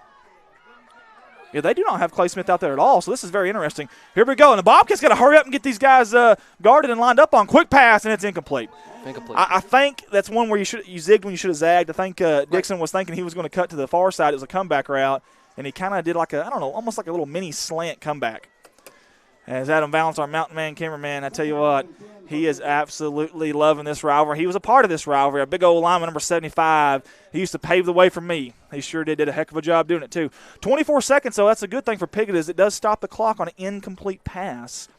Guys, we appreciate everybody tuning in. David Wilson, Brenda Price, Michelle Gibson, Melissa Bass says, great job dealing number 9. He's playing his heart out tonight. You can tell he's a senior. He doesn't want to end this season with a loss. Man in motion. They fake it to him. Tanner Dixon's looking. It's going to be a screen pass. They got a man open. He caught it. Can he make a guy miss? He does. I hope he's okay. Oh, good God. I hope he's okay. That ankle did not look good. That's Logan Rao. Thank goodness he got up. Oh, you hate to see that because that looked dangerous. Yeah, that was I think Piggott called a timeout because the clock stopped. They had to. They did. Okay. So 15 seconds here. Go ahead, Ricky. No, I was going to say, Brian Underwood says, thoughts on the big Newport versus Osceola game? Played both teams the last 2 weeks. Yeah, here's the thing. Osceola is more well-rounded than I've seen them the last few years. They don't have necessarily one guy that they're counting on this year. They can do it in a lot of different ways. They can spread the field. They can go deep. They can do kind of the old West Coast offense where it's touchdown, check down, or they can nickel and dime you to death too. And if they get guys in space, there's about 4 or 5 of them that can really hurt you. Their offensive line's a little bigger and a little bit better to me this year than last year. I think that Newport can play with those guys. I really do. You cannot tell me that Newport should be a 14-point favorite. I don't care if they're playing on a neutral field. I don't care if they're playing out in the Rice field. I don't care if they're playing at Jerry Jones's house in Dallas, Texas. Don't care what that game's at. I know it's at Osceola, but I don't believe that Newport's a 14-point underdog in that game. I just don't believe it. I won't believe it until I see it. And I may see it tomorrow night. I may be eating my own words, maybe eating crow, but I think Newport, they're dynamite, man. And maybe they'll a bottle rocket here and there, but every once in a while, that big firework comes out. Right. And it happens quick. I mean, really quick. 3rd down and 9 here for the Piggott Mohawks. 15 seconds to go, 20 seconds on the play clock. 4 wide. We've seen it all night. Shotgun formation. And to the left pocket of Dixon is the halfback. He's going deep. He's going really deep. He's got a man, Logan Ralph. Oh, good job by Bo Young. Boo, baby. He almost picked it off. He almost did the say hey kid Willie May style over the shoulder. Just missed it. 9 seconds to go here. Hey, 4th down now. If you're Coach Harrell, you could draw up a play that'll take about 9 seconds if you can. That's really dangerous. Or you punt it off. If you punt it off, if I'm the Bobcats, I'm bringing every single person. I would even put a punt returner back here. I'd bring the entire house. I'd start dragging people out of the crowd, put them on the line, bring it. We have enough. Go Weapons hot. Yeah. Go Weapons hot. My young son, he used to watch a cartoon. I don't even know what it was, but this little cartoon, these little guys always said, "Go Weapons hot," and they'd shoot these little missiles. I'm saying go Weapons hot right here, folks. We got Riley Grubb deep, though, at about the 50-yard line on the near hash here. I don't even know if he's in the game or if he's just hanging out. I can't tell. Is he? Yeah. Okay, he is in the game. Okay. And they're going to go for it here. This is really interesting. 5 wide, no protection for Dixon. He is a very fast quarterback, though. Keeper up the middle. And they don't bring him down. Matter of fact, he's got the first down. 5 seconds to go on the clock. Did he get out of bounds? Well, the clock will stop for the change, but I don't think he got out of bounds. 1.4 second on the clock. They do have a timeout left, though, I do believe. I think they've got one, and they're going to call it. Very good if you're Coach Harrell. Now you've got one play. You got to dial up something here, and you've got to get about 51.5 yards. Well, we've got an opportunity, folks. The Corning FBLA is selling T-shirts to support the FBLA and its members. Okay, Corning FBLA. They're selling T-shirts, guys, to support the FBLA and its members. Shirts only $13 each. Add $2 for sizes 2XL and up. You got to put in your orders, though, by tomorrow. Okay, Friday, November 8th is the deadline. They're accepting cash or checks made payable to the Corning School District.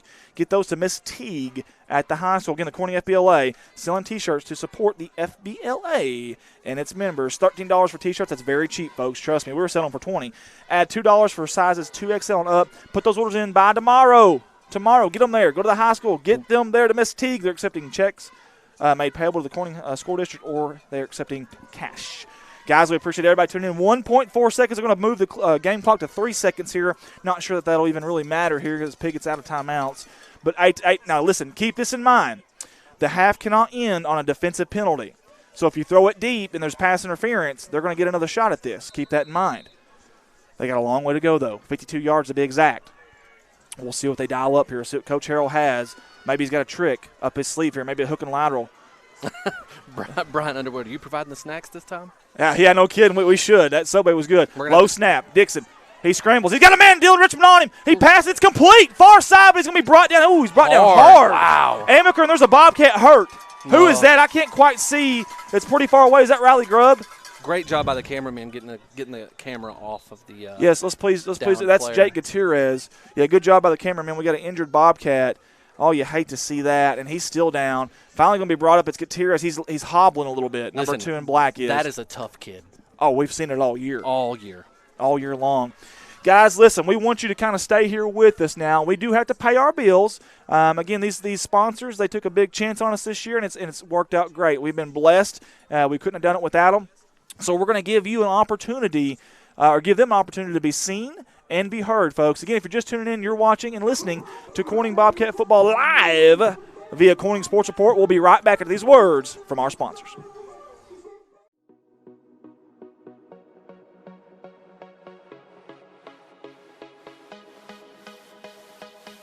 Harold's Barbecue out of Corning, Arkansas. Proud sponsors of the Corning Bobcats. the best barbecue in town by a stoplight. Stop by and say hi to the crazy pitmaster, Lyndon Massey. Carry out, dine in, catering. Come hungry, leave happy. Harold's Barbecue. A big thanks to Goodman Drug Company out of Corning, Arkansas. Kathy Goodman and staff would like to invite you to drop by for any of your pharmaceutical needs and or Razorback and Bobcat apparel. Drop by and see them Monday through Friday, 8:30 to 5:30, and Saturday, 9 to 1, or use the convenient drive-thru. Goodman Drug Company out of Corning, Arkansas. Red Taylor Ford, locally owned and operated by the Taylor family since 1977. Their company has been an integral part of the Corning community since their beginning, participating and or donating to basically every major community project to come before them. They have a top-notch service department with master certified technicians. Contact them for all of your automotive needs at 870-857-3516 or at www.redtaylorford.com. This is Mike Vincent, Certified Public Accountant. I've been a Bobcat fan for as long as I can remember, having worn the black and gold as a student years ago. Join me in supporting our students as they proudly represent our school and community. And come see me on 2nd Street in downtown Corning for all your tax and accounting needs. Go Bobcats. CSR would like to thank Parkview Restaurant of Corning, Arkansas for their sponsorship. Parkview offers breakfast, lunch, and supper, including daily plate lunches, and they have a deli with a variety of lunch meats and nightly specials. Amy and Danny and Jordan are big supporters of Corning Bobcat Athletics. Thank you to Parkview Restaurant. A special thanks to Richardson Family Dentistry out of Corning, Arkansas.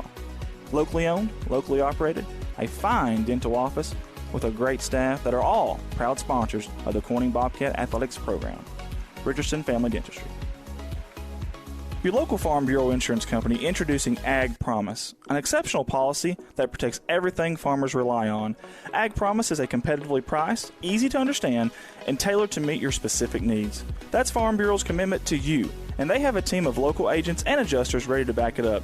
Give them a call today to protect your agribusiness. It's not complicated, it's a promise. Ag Promise, 870-857-6788. Hey all you Bobcats, this is Ty Price of Price Farms, and I want to challenge everyone to attend at least 5 football games this year. Let's show our boys that we believe in them. Remember, once a Bobcat, always a Bobcat. A special thanks to Solace Grain Bins and S&L Irrigation on their sponsorship. Whether it's grain bins, wells, pumps, underground pipe, or any service of that nature, Solace Grain Bins and S&L Irrigation will take care of you. Rhonda and Jerry Solace would like to wish the Bobcats the best of luck on the upcoming season. First Choice Healthcare in Corning, Arkansas, proud sponsors of Corning Bobcat Athletics, celebrating 25 years of community healthcare. At First Choice Healthcare, we practice compassionate, affordable healthcare for everyone to help improve lives and build healthier communities. First Choice Healthcare, your community, your health. CSR would like to give a special thanks to B&B Well Drilling out of Peach Orchard, Arkansas, for their continued support of Corning Bobcat Athletics. Brian and Lisa Bass are proud graduates of Corning High School, and they invite you to call them for any of your well drilling needs. 870-215-3808, B&B Well Drilling. A big thanks to Clay County Electric Co-op out of Corning, Arkansas for their sponsorship. CCE is an electric utility company in Clay County with dedicated workers and a friendly staff, and have always been proud supporters of Corning Bobcat Athletics. Clay County Electric Co-op, 3111 US 67, Corning, Arkansas, 870-857-3521. A special thanks to Woolard Flying Service out of Corning, Arkansas for supporting Bobcat Athletics. Matt Woolard would like to wish the Corning Bobcats the best of luck this season and also remind them that the sky is the limit. Woolard Flying Service, 870-857-3839. A special thanks to Civil Engineering Associates for being proud sponsors of Corning Bobcat Athletics. 2 locations, one in Jonesboro, one in Poplar Bluff. Professional engineer John Seelig of CEA would like to wish the Corning Bobcats the best of luck on the upcoming season. Keith and Rhonda Turner of K-Ron Farms would like to encourage the community to support the students of the Corning School District. Whether it is a sporting event or an academic accomplishment, these students are representing our school.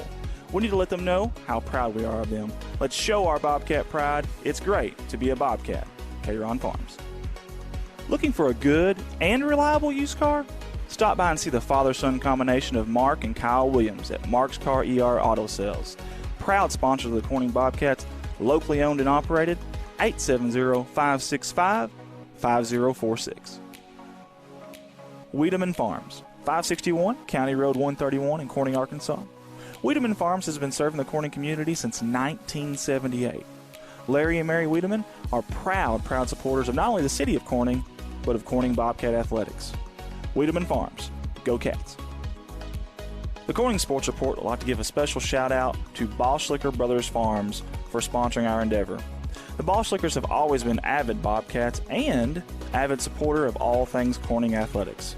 Thank you again, Boschlicker Brothers Farms. First National Bank takes the banking experience and customizes it to fit you. Whether it's supporting your Corning Bobcats or saving you time by eliminating trips to the bank, First National Bank puts you first, always. Member FDIC and equal housing lender, First National Bank. Corning Sports Report would like to give a special shout out to Jeremy and Amanda Wiedemann out of Corning, Arkansas. Extremely kind-hearted people who not only support the community, but they also support the Corning Bobcat Athletics. Jeremy and Amanda Wiedemann. The Corning Sports Report would like to give a special shout out to State Representative Joe Jett for sponsoring our endeavor. Mr. Joe Jett has always been active in the community, whether it's supporting the town of Corning or it's supporting Bobcat Athletics. This is a political ad paid for by State Representative Mr. Joe Jett. Corning Sports Report would like to give a shout out to Watson Oil Company for their continued support of Corning Bobcat Athletics. Locally owned, locally operated. Kelly and Chad Watson would like to wish the Corning Bobcats the best of luck on the upcoming season. Watson Oil Company, 406 Southeast 1st Street, Corning, Arkansas, 870-857-0006. Most of us are more comfortable doing important business with people we know and trust. You've been running into shelter insurance agent Kirk Scobie in Corning at church, at the grocery store, and the county fair for more than 25 years now. If personal service, trust, and easy access to your insurance agent are important to you, give Kirk Scobie or his team a call. Contact Kirk Scobie and ask about a free personal protection review for your auto, home, or life insurance today. From all the guys here at CSR, we'd like to give a special thanks to Mike Townsend. Mike Townsend is the owner and operator of Mike Townsend Farms, LLC out of Corning, Arkansas. Whether it's grain, lime, hay, byproducts, gravel, and litter, Mike Townsend Farms covers it all. Again, thank you to Mike Townsend Farms, LLC. Corning Sports Report would like to give a shout out to Rockwell Farms out of Peach Orchard, Arkansas. Logan and Karen Rockwell have been avid supporters of not only the city of Corning, but of Corning Bobcat Athletics. Logan and Karen would like to wish the Corning Bobcats the best of luck on the upcoming season. Rockwell Farms. CSR would like to give a special shout out to Heritage Ag out of Hoxie, Arkansas. Serving Arkansas farmers since 1966, leading the farm equipment industry into the 21st century. Call Brody Morrow, salesman at 870-886-6663 or 870-809-1822, Heritage Agriculture of Arkansas. Hunting for a deal? Look no further than Legacy Equipment. Get a 1023E with loader as low as $133 a month. Need something bigger? Take home a 3025E with loader as low as $201 a month. Plus, take advantage of 0% for 84 months on all new John Deere Company utility tractors. Stop by any of Legacy Equipment's 7 convenient locations in Paragould, Corning, Piggott, Kennett, Hayti, Portageville, or New Madrid to take advantage of limited time savings. Some restrictions may apply. See dealer for detail. Offer ends November 1st, 2019. When you need to find a part at a price that's right, that red and blue sign is just within sight. Roll in to CarQuest and roll on.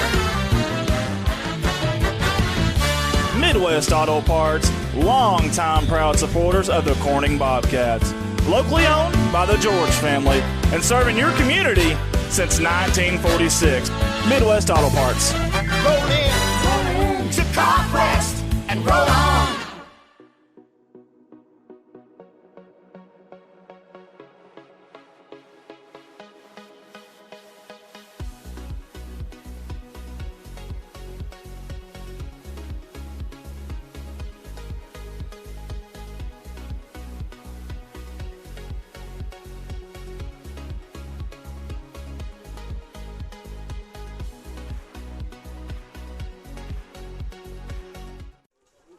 And we're back live here in the press box at the Bobcat Stadium here in beautiful crime-free Corning, Arkansas, or God's country as I call it. Carson's doing something there with his phone. I have no idea. He's not working, I can tell you that. And we're going to snap my fingers and he's going to go to work. Watch that. It's not working. He can't hear me. It's not loud enough. There we go. We got his attention. Either way, guys, listen. Andy Earl is your host, play-by-play commentator. Listen, we're going to do something kind of fun and unique here. We've got a hug cam. Mountain Man's down there with it right now. And the fans don't know this yet, but I'm going to take this camera here. I'm going to turn it around, and I'm going to go out the press box, and we're going to do hug cam here at halftime. They don't know it. They have no idea. 4:20 to go before the second half gets kicked off, and Mountain Man's getting ready. I'm going to put this headphone down, so we'll go out for the audio. I'm going to take that phone, and I'm going to go down there, and we're going to get them.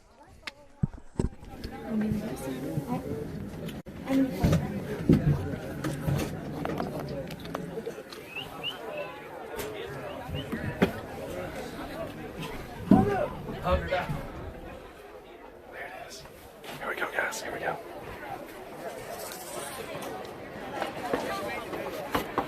Hug cam here, live at Bobcat Stadium. Hug cam. We're going to get some hugs. We have any hugs over here? Anybody? Can we get a hug over there? A cold hug? A little wrap? There it is. Yeah. How about over here? Can we go over here and get a hug? Hug cam. Very nice. Very nice. Hugs. Hugs. There's one right there. Look at that one. That's a really good one. Any more hugs? There we go. He strangled her almost. My goodness. We're taking this one over here. What do we have here? There we go. Got a hug right there from the hug cam. Very good. We're going to go down here. Right over there. Pancake platoon. Can y'all see that? Let's get down a little closer. Hello, hello. How are you? How are you? Hug. Here, hug. Here, hug me. Here, hug me. Come and hug me. There's a hug. I like it. You're very warm. I like that too. Look at there. Pancake platoon. Go Bobcats. Get the signs up, guys. We appreciate it. Get a hug. You get a hug there. There we go on the hug cam. We got a picture up there. I've got you on video. A big hug, all of y'all. Hugs. Hugs galore. Wrap it up. There we go. There we go. Got a lot of hugging there. We got people going by, so they have no idea. They don't want to be on this thing. Hugs. Hugs. There we go. Good job, guys. Coming across the front. Go get a hug. Hugs. There we go. Hugs. Right there's one. Look at that one. That's a good one. Beautiful. B-E-A. Beautiful. Hugs? No? Somebody? There we go. Right, look up top, too. We got one up top up there.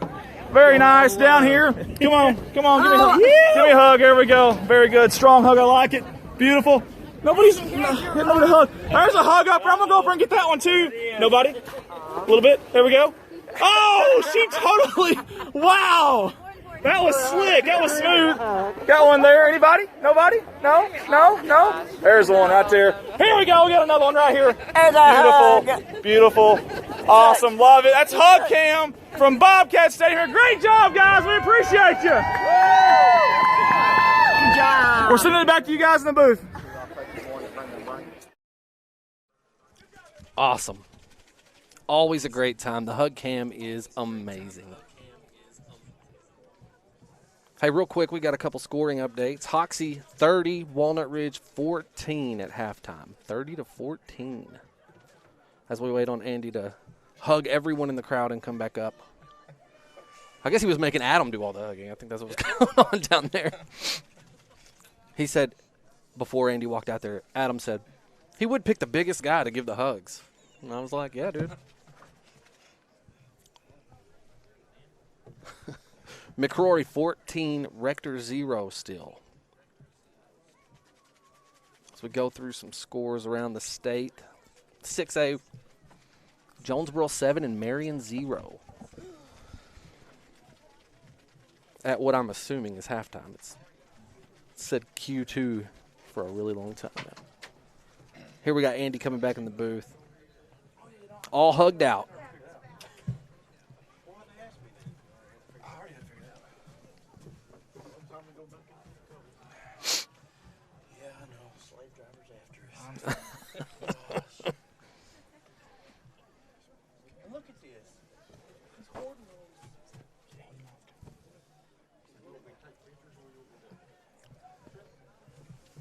So we'll get situated here.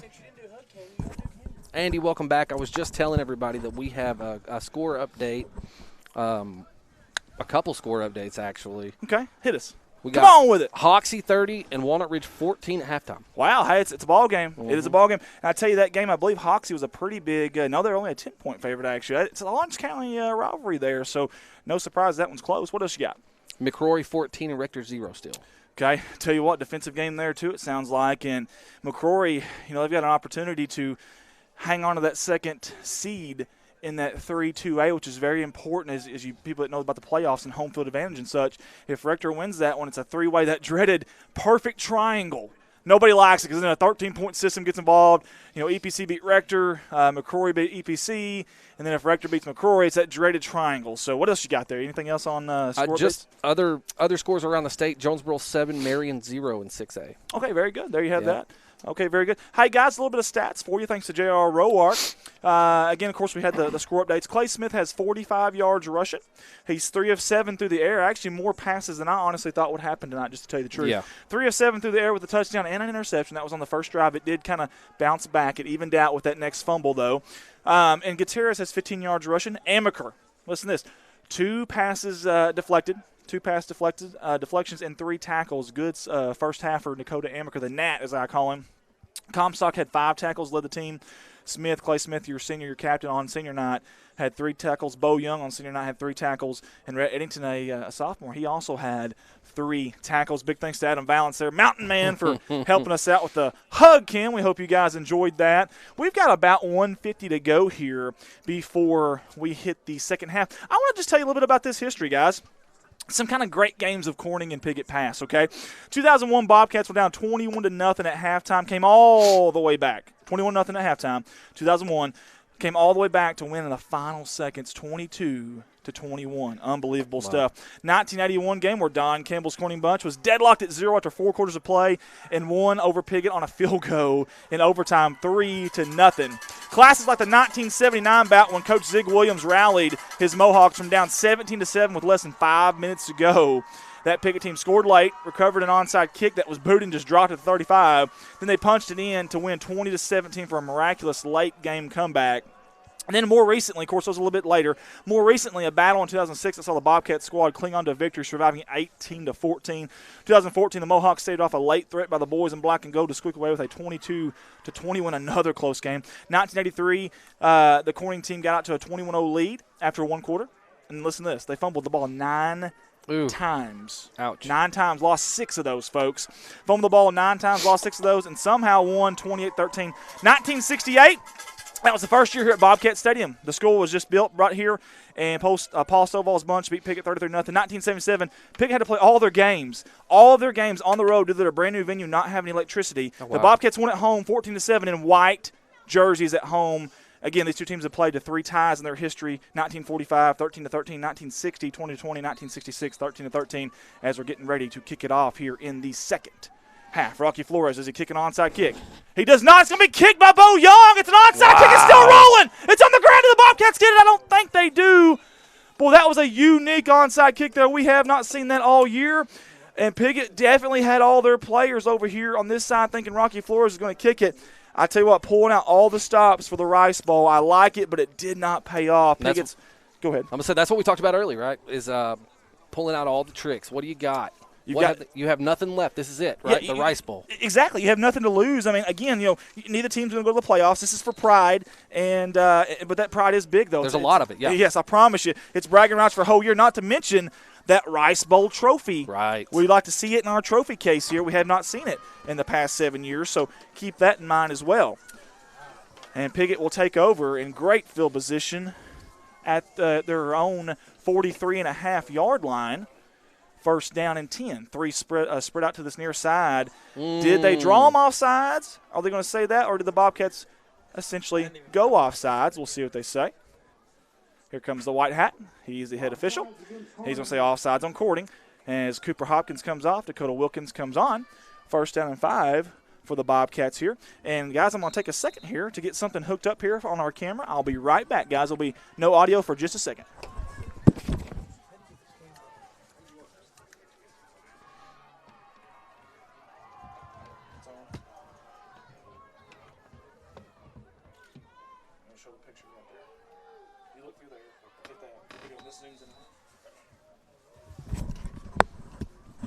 I do apologize, folks. That was our photographer there. He was needing a little bit of help with the camera. 11:45 to go. Dixon there on the carry, and it was Gary Comstock on the stop. It's going to bring up a second down and short for the Mohawks. Good gain there for Piggott. And, guys, we appreciate everybody tuning in with us. A ton of people tonight, and we really, really, really appreciate it. So, second down and short. 3 wide to the near side, 1 to the far side. Shotgun formation, halfback, handoff to him. He's going to bounce it out to the far side over the middle, then went over the right tackle. I believe that was Featherston again. Drake Featherston, the senior, 6'1", 190. And I tell you what, he had a hole at the middle, and he had a hole to the right side. He decided to bounce it to the outside. Either way, it was a good choice because he got a first down. And, guys, I tell you what, you want to come out of the second half at a halftime and try to grasp that momentum if you can. And that's what Piggott's trying to do right here. And they've already moved the chains now. And they're already in the Bobcat territory at the 45-yard line. Fake the handoff. Keeper up the middle. He had a head of steam, did Dixon. And Comstock got his 7th or 8th tackle of the night already. Good job by Gary Comstock. Tell you what, he is a tackling machine. He's got over 60 this year, does Gary Comstock. And I tell you what, that kid triple jumped 38 feet. He has 4.7 40 speed, and he goes 6'2". That's an athlete, folks. Number 44 in black. Second down and 5 for the Mohawks as they are driving here in the opening drive of the second half. They're at the Corning 40-yard line with 10:25 to go. Shotgun formation. Halfback to his near hip. He's going to hand it off to him. That's Featherston. He's going to be hit hard. I mean, really hard. Was that Dylan Richmond? I can't tell who that was. Number 64, Jared Seelig. No, I'm sorry, that was Comstock. That was Gary Comstock again. Wow. That is his 8th tackle of the night for number 44 in black, and more importantly, it brings up a third down and short. And you got to think it's 2-down territory for Piggott here. And again, several people tuning in with us tonight. We'll get back to you here in just a second, I promise. 9:50 to go in the third quarter. Deadlock to 8. Man in motion. Far side, he's going to block. Keeper up the middle. And when they do that, it works. He's over. Wow. And the ball's on the ground. The ball is on the ground. And I think they're going to say that he was down, though. And I think Piggott recovered it either way. They did, yep.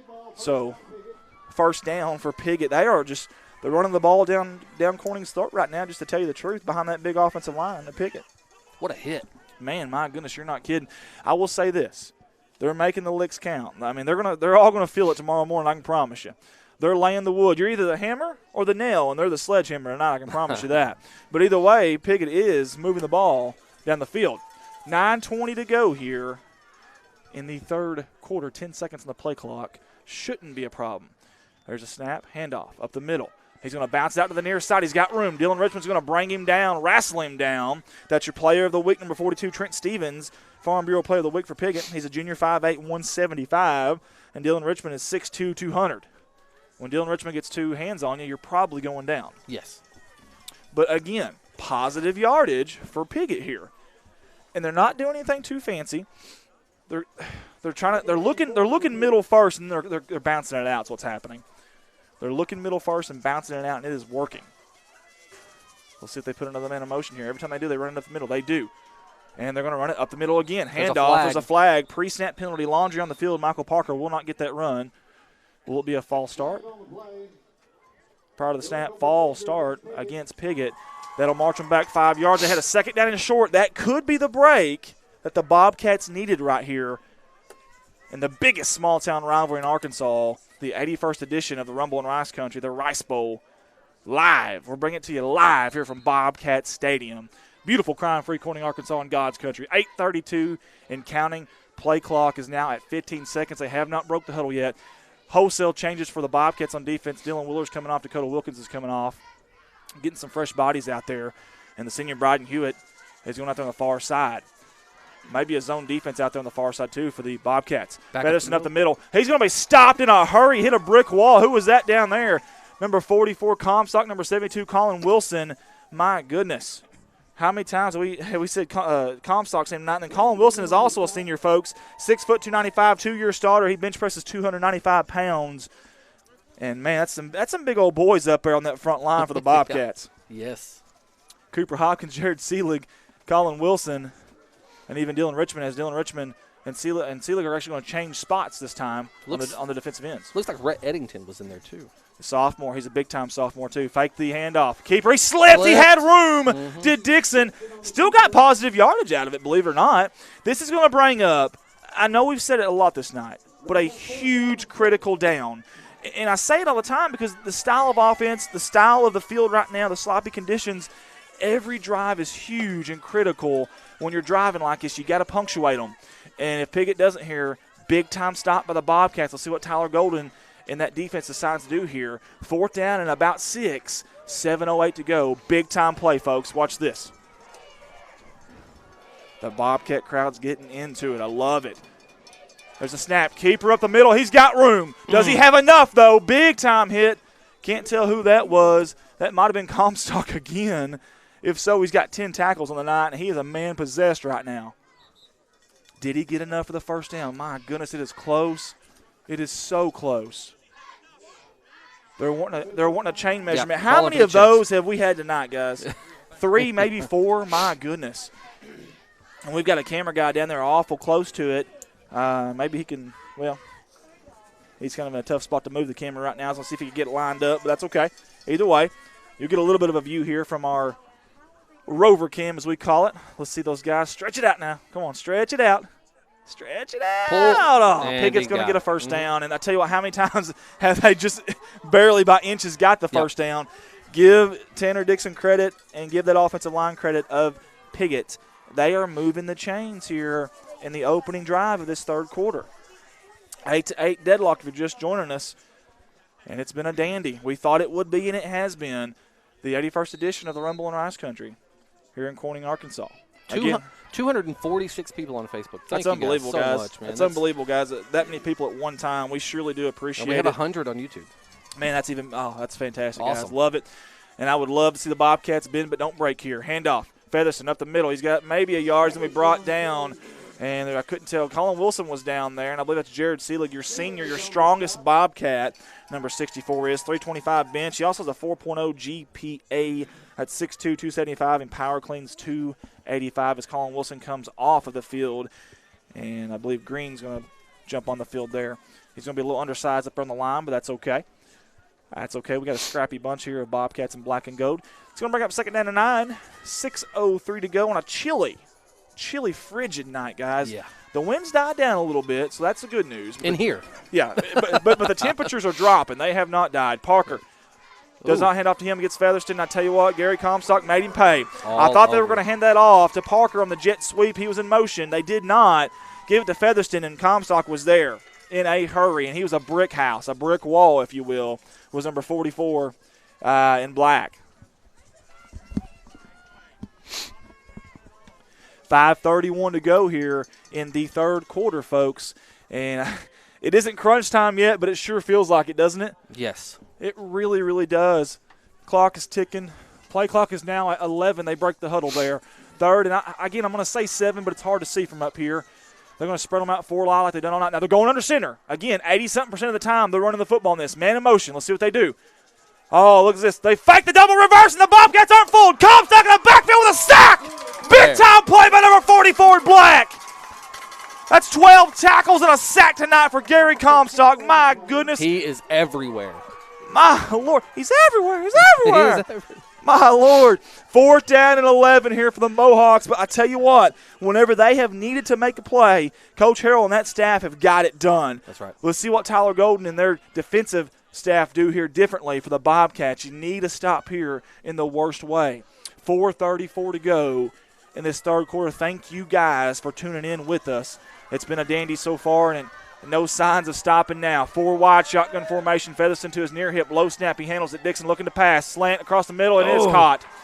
Behind him, thrown behind him. It was number 5. Good job by Holden Tarnow, the senior, in his last game in his career, 6'1", 160. He slid.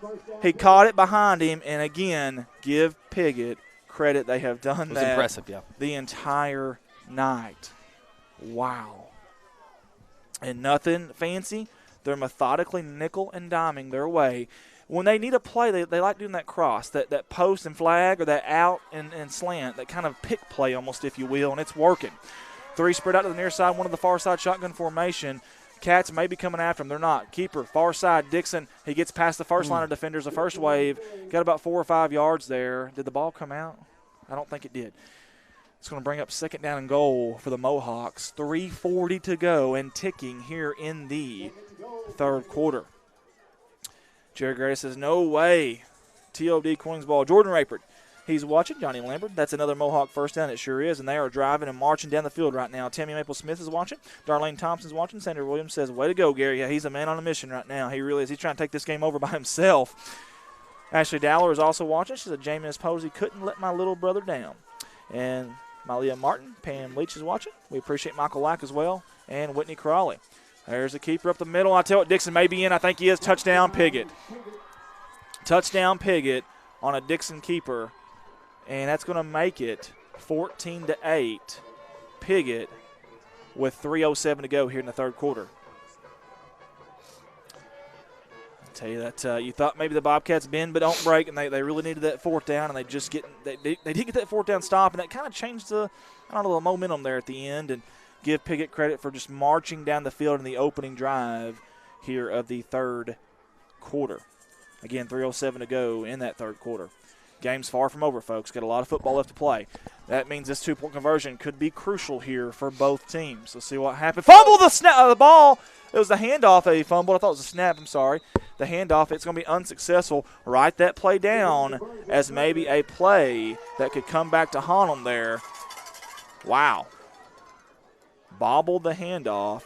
And that's tough if you're a Piggott fan there because, again, if you expect a close game, that was huge right there. Good job of the Bobcats. They smelt blood. They seen the ball on the ground like sharks, and they went after it.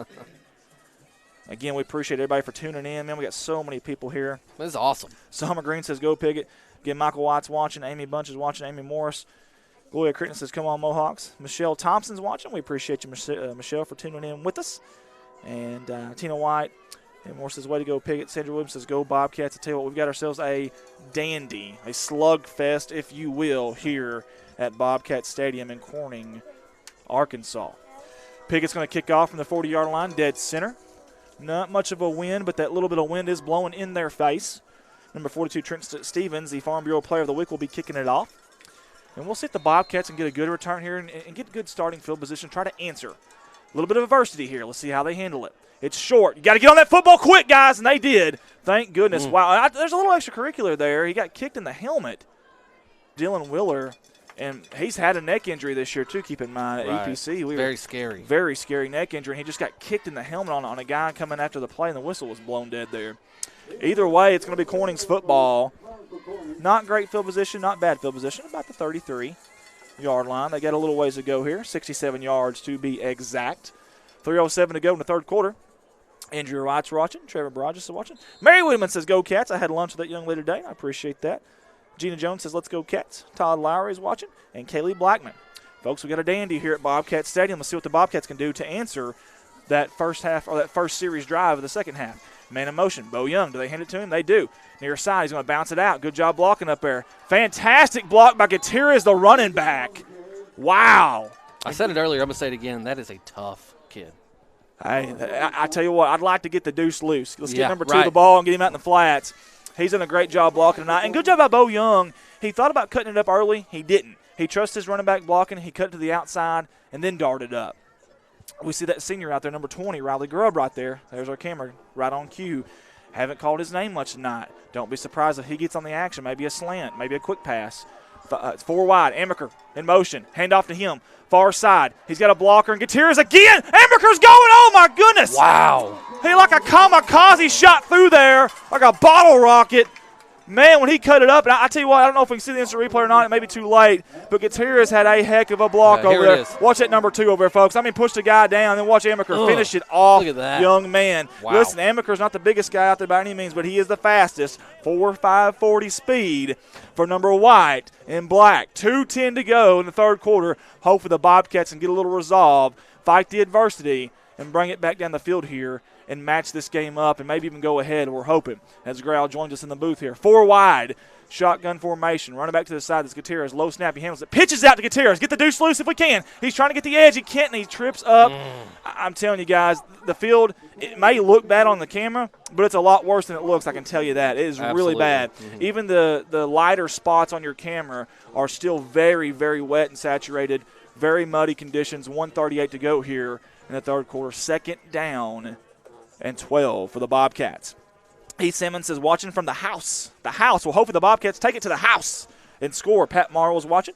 Sue Roark. Leah Smart's watching. John Cavendish says, go Mohawks. Well, they are going right now, John.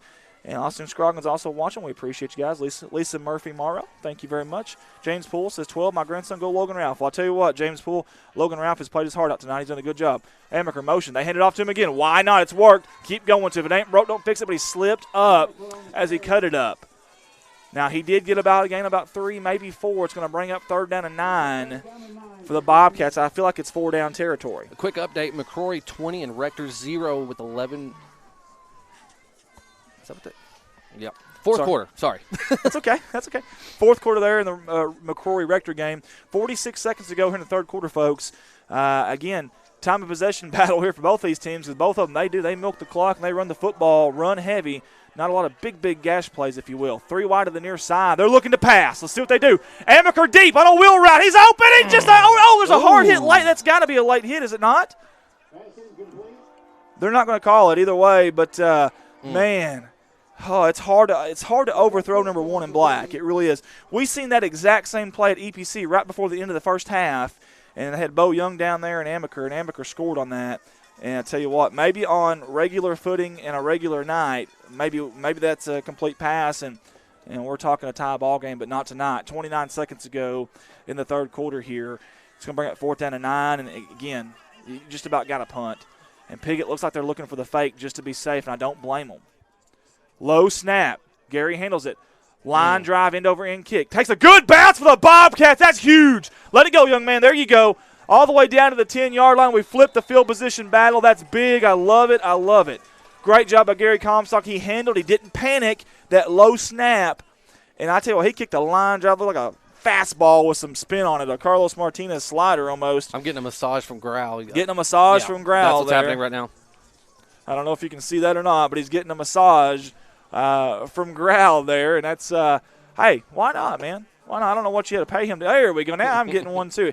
It takes his whole hand to even get half of my head, that big cranium. You know those one-size-fits-all hats? Yeah, baloney. They doesn't fit me either. Bull jelly. Yeah. They don't. As we get back to the game action out here, we appreciate Ground. 19 seconds to go here. 3rd quarter, 1st down and 10 for the Mohawks at their own 10-yard line. Quarterback keeper. Oh, Amaker almost got back there. I'm sorry, Dylan Richmond almost got back there. They did gain about 2 there. It's going to bring up 2nd down and 8 on the flip side of this quarter. This will take us to the 4th quarter. And, folks, we got a dandy here in God's country. 14-8 after 3 quarters of play from Bobcat Stadium. While we've got an opportunity, folks, we want to mention there's a benefit auction at the VFW in Doniphan, Missouri, Saturday, December 10th. That's for the Corning Bobcats own the Dakota Amaker family. They've been through a lot of stuff here the last few months. I won't dare go into the details or anything like that. It's not fair nor just of me, but just know and trust me, they need some help, guys. They've been through a lot. That's number 1 out here. He's had a heck of a game, too, by the way. Had a rough few months. They're going to be selling gun raffle tickets there for a Remington 77 with a scope mounted 270 caliber, and the winner will be announced that night. Contact Shayla Amaker at 573-707-4503. Shayla Amaker, 573-707-4505, or contact her through Facebook. That benefit auction will actually continue at Fat Rats after the auction ends. That's, I think, in Doniphan. After the auction ends at the VFW. Again, benefit auction, VFW, Doniphan, Missouri, Saturday, December 7th. For the Dakota Amaker family. He's our own Bobcat, and they've gone through a lot, guys. Your thoughts, our thoughts, prayers, and good vibes are with you guys. So, wishing you all the best. Man, we got a ball game. Listen, and my early vote for Player of the Week. Yeah, absolutely. I couldn't agree more. His 2 pass deflections were huge. Obviously, he's caught a big pass as well. I'm going to tell you something. We're going to need him on defense right now. We really, really are. This is going to be a big series here with 12 minutes to go in this entire football game. Don't forget that bobbled handoff on the 2-point conversion with 3:07 to go in the 3rd quarter for Piggott. We'll see if that comes back to haunt them. Sometimes plays like that do. 2nd down, 8 yards to go. Actually, we're going to say 7. Handoff, Featherston up the middle. He's got yardage. I tell you what, he's going to be close to a first down. Good job again by Gary Comstock. I think that's his 13th tackle on the night. Wow. It's unbelievable. Jared Grady says Comstock is a lockdown tackler, and I could not agree more. Me either. And I tell you what, actually, he didn't get near as much yards as I thought he did. Wow. I thought he had another yard or two there, but either way, it's going to bring up about 3rd down and 3. This is deep into their own territory. You would have to think if they don't get it here that they're going to punt. This makes this play very, very big. What did we say earlier? Every time Piggott had to make a play, they have. Yes. Let's see if the Bobcats can stop it here. I think that's going to be a quarterback keeper up the middle. I could be wrong. Handoff up the middle, and I tell you what, the Bobcats stopped it. Matter of fact, they lost yards on the play. Great job. Who was that in there? I see Cooper Hawkins, Ray Eddington, and Gary Comstock, and Jared Seelig. I'm sorry I couldn't tell you exactly who did it, but great job either way. My goodness. That is impressive. Here's a replay. Up the front. I can't tell who it was, but great job. Cooper Hopkins or Gary Comstock, and you have to think they're going to punt here. 4th down and I'd say 4, long 3. 10:52 to go, guys. That clock will be important because, again, both these offenses, they milk the clock. It's kind of a grinded-out style of offense, grit and grind, if you will. 10:40 to go here. And I tell you what, Piggott's got their punter back here this time. Mm-hmm. And I can't see a number on there. I can't tell who that is. I want to say it's Michael Parker, but I don't know that for a fact. Low snap, he bobbled it, but he handled it. He punted. Good punt. Very good punt. Can Bo Young get to it? Get on it, son. Oh, he doesn't. He's going to let it go. He's going to let it go. It doesn't take much of a bounce. That's the good thing now with this wet condition, this wet field. Tell you what, they'll give Michael Parker credit there. Fantastic punt by number 2 in white. And he's a junior. Again, 4.6 40 speed, and you've seen him a lot this year on those jet sweeps from the slot pattern there, but he did a good job on the special teams there. You know, your special teams got to be special on games like this. So. That's right. 4th quarter Rice Bowl football, Andy. I doesn't love get it. much better than this. It doesn't, man. Not in the 81st edition of the Rumble in Rice Country. It sure doesn't. Again, the overall series is 39, 38-3 in favor of Corning. The scoreboard just went out completely, and I think they're going to get a referee timeout because of that, as our guys in the booth over there will try to fix that. We'll have Rich Martin and Kirk Scobie and Jim Clifton and Jeremy Eddington and those guys, and got Ralph on the radio with More Music 93.5. We appreciate them, and also Gary Strawn. Well, we've got an opportunity, though. Listen, guys, the high school is actually in need of some substitute school bus drivers, folks. They are desperately needing some. Contact Ralph Marl at the high school at 870-857-3041. Again, Ralph Marl at the high school, 870-857-3041. That's the Corning High School. They are in need of substitute school bus drivers. Desi, you want to drive a bus? Oh, you're actually a senior. She has to go to school. Never mind. I always keep an eye on her, by the way. Yeah, thank you, teachers, for that. I appreciate that, guys. And, guys, here, hey, it's senior night tonight, so listen. Let's get some senior night, not just football players, but how about some cheer, color guard, and band, okay? For the cheerleaders, Hattie Kate is a captain. For the cheerleaders, this is her senior night. And Carly Adams also on the cheerleading squad. For band, Ethan Russell. Ethan plays the trombone. Mary Jane Turner, she plays flute. Color guard, drum major, a little bit of everything. Caleb Ellett is a tuba player. Destiny Gearhart, color guard. And Trinity Creemans, also color guard. Those are our seniors on senior night. They're performing for the last time here at Bobcat Stadium and the last time for them at a football game. So we appreciate them as they're still trying to fix that scoreboard up there. Our seniors on the football team, we got number 5, Bryden Hewitt, number 8, Dylan Lane, number 9, Dylan Richmond, number 10, Bo Young, number 12, Clay Smith, number 20, Riley Grubb, number 27, Daniel Tarantino, number 64, of course, Jared Seelig, 72, Colin Wilson, 78, Cooper Hopkins, and number 79, Dylan Wheeler. There's a lot of good players that we just named there that we're going to be losing come next year. I was about to say that. Guys, listen, big-time stuff here. Scoreboard's still black, so you're gonna stay with us, our ugly faces for just a second. So, big series here for the Bobcats. They've got to get something going. You know, good punt by Michael Parker to kind of essentially get that field position battle kind of back their way a little bit. Bobcats will take over roughly from about the 43-yard line, their own 43. Man, if you can punch it in, score here, milk the clock, tack on that 2-point conversion, you're looking awful pretty, but that's saying a lot. You've only scored once this entire night. Surprisingly, the Bobcats have actually went through there, 8-9 times tonight, surprisingly. Right. With the conditions, we honestly didn't think that would happen. No. Cold weather, and the wind has actually picked back up a little bit. It really has. And the temperatures are dropping. It's so wet out there that football is, it's wet all the time. You see the black towels out there from the referees, but listen, that helps, but it's very, very tough on these quarterbacks tonight. And now what do we have going on?